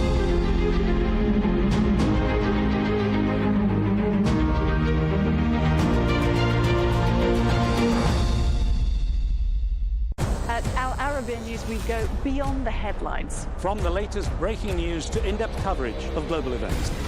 We're not bought or sold. Nobody owns us. The loss of life, the destruction of property. The conflicts are such a terrible thing. Context and analysis to help you see the full picture. The world is in a very dangerous place. Join us on Arabiya News, It's very impressive. where knowledge meets perspective. From the White House to Gaza, Kyiv to Beijing, elections, economics and the environment compete with conflicts and other complex issues for our attention. In an age of fake news, deepfake and artificial intelligence, They've got to have a vote and a say. it's important to look beyond the loudest voice to understand the truth. From newsmakers to groundbreakers, My campaign is going very well. presidents, prime ministers, princes and peacemakers, and cultural tastemakers. As Arabs, as Middle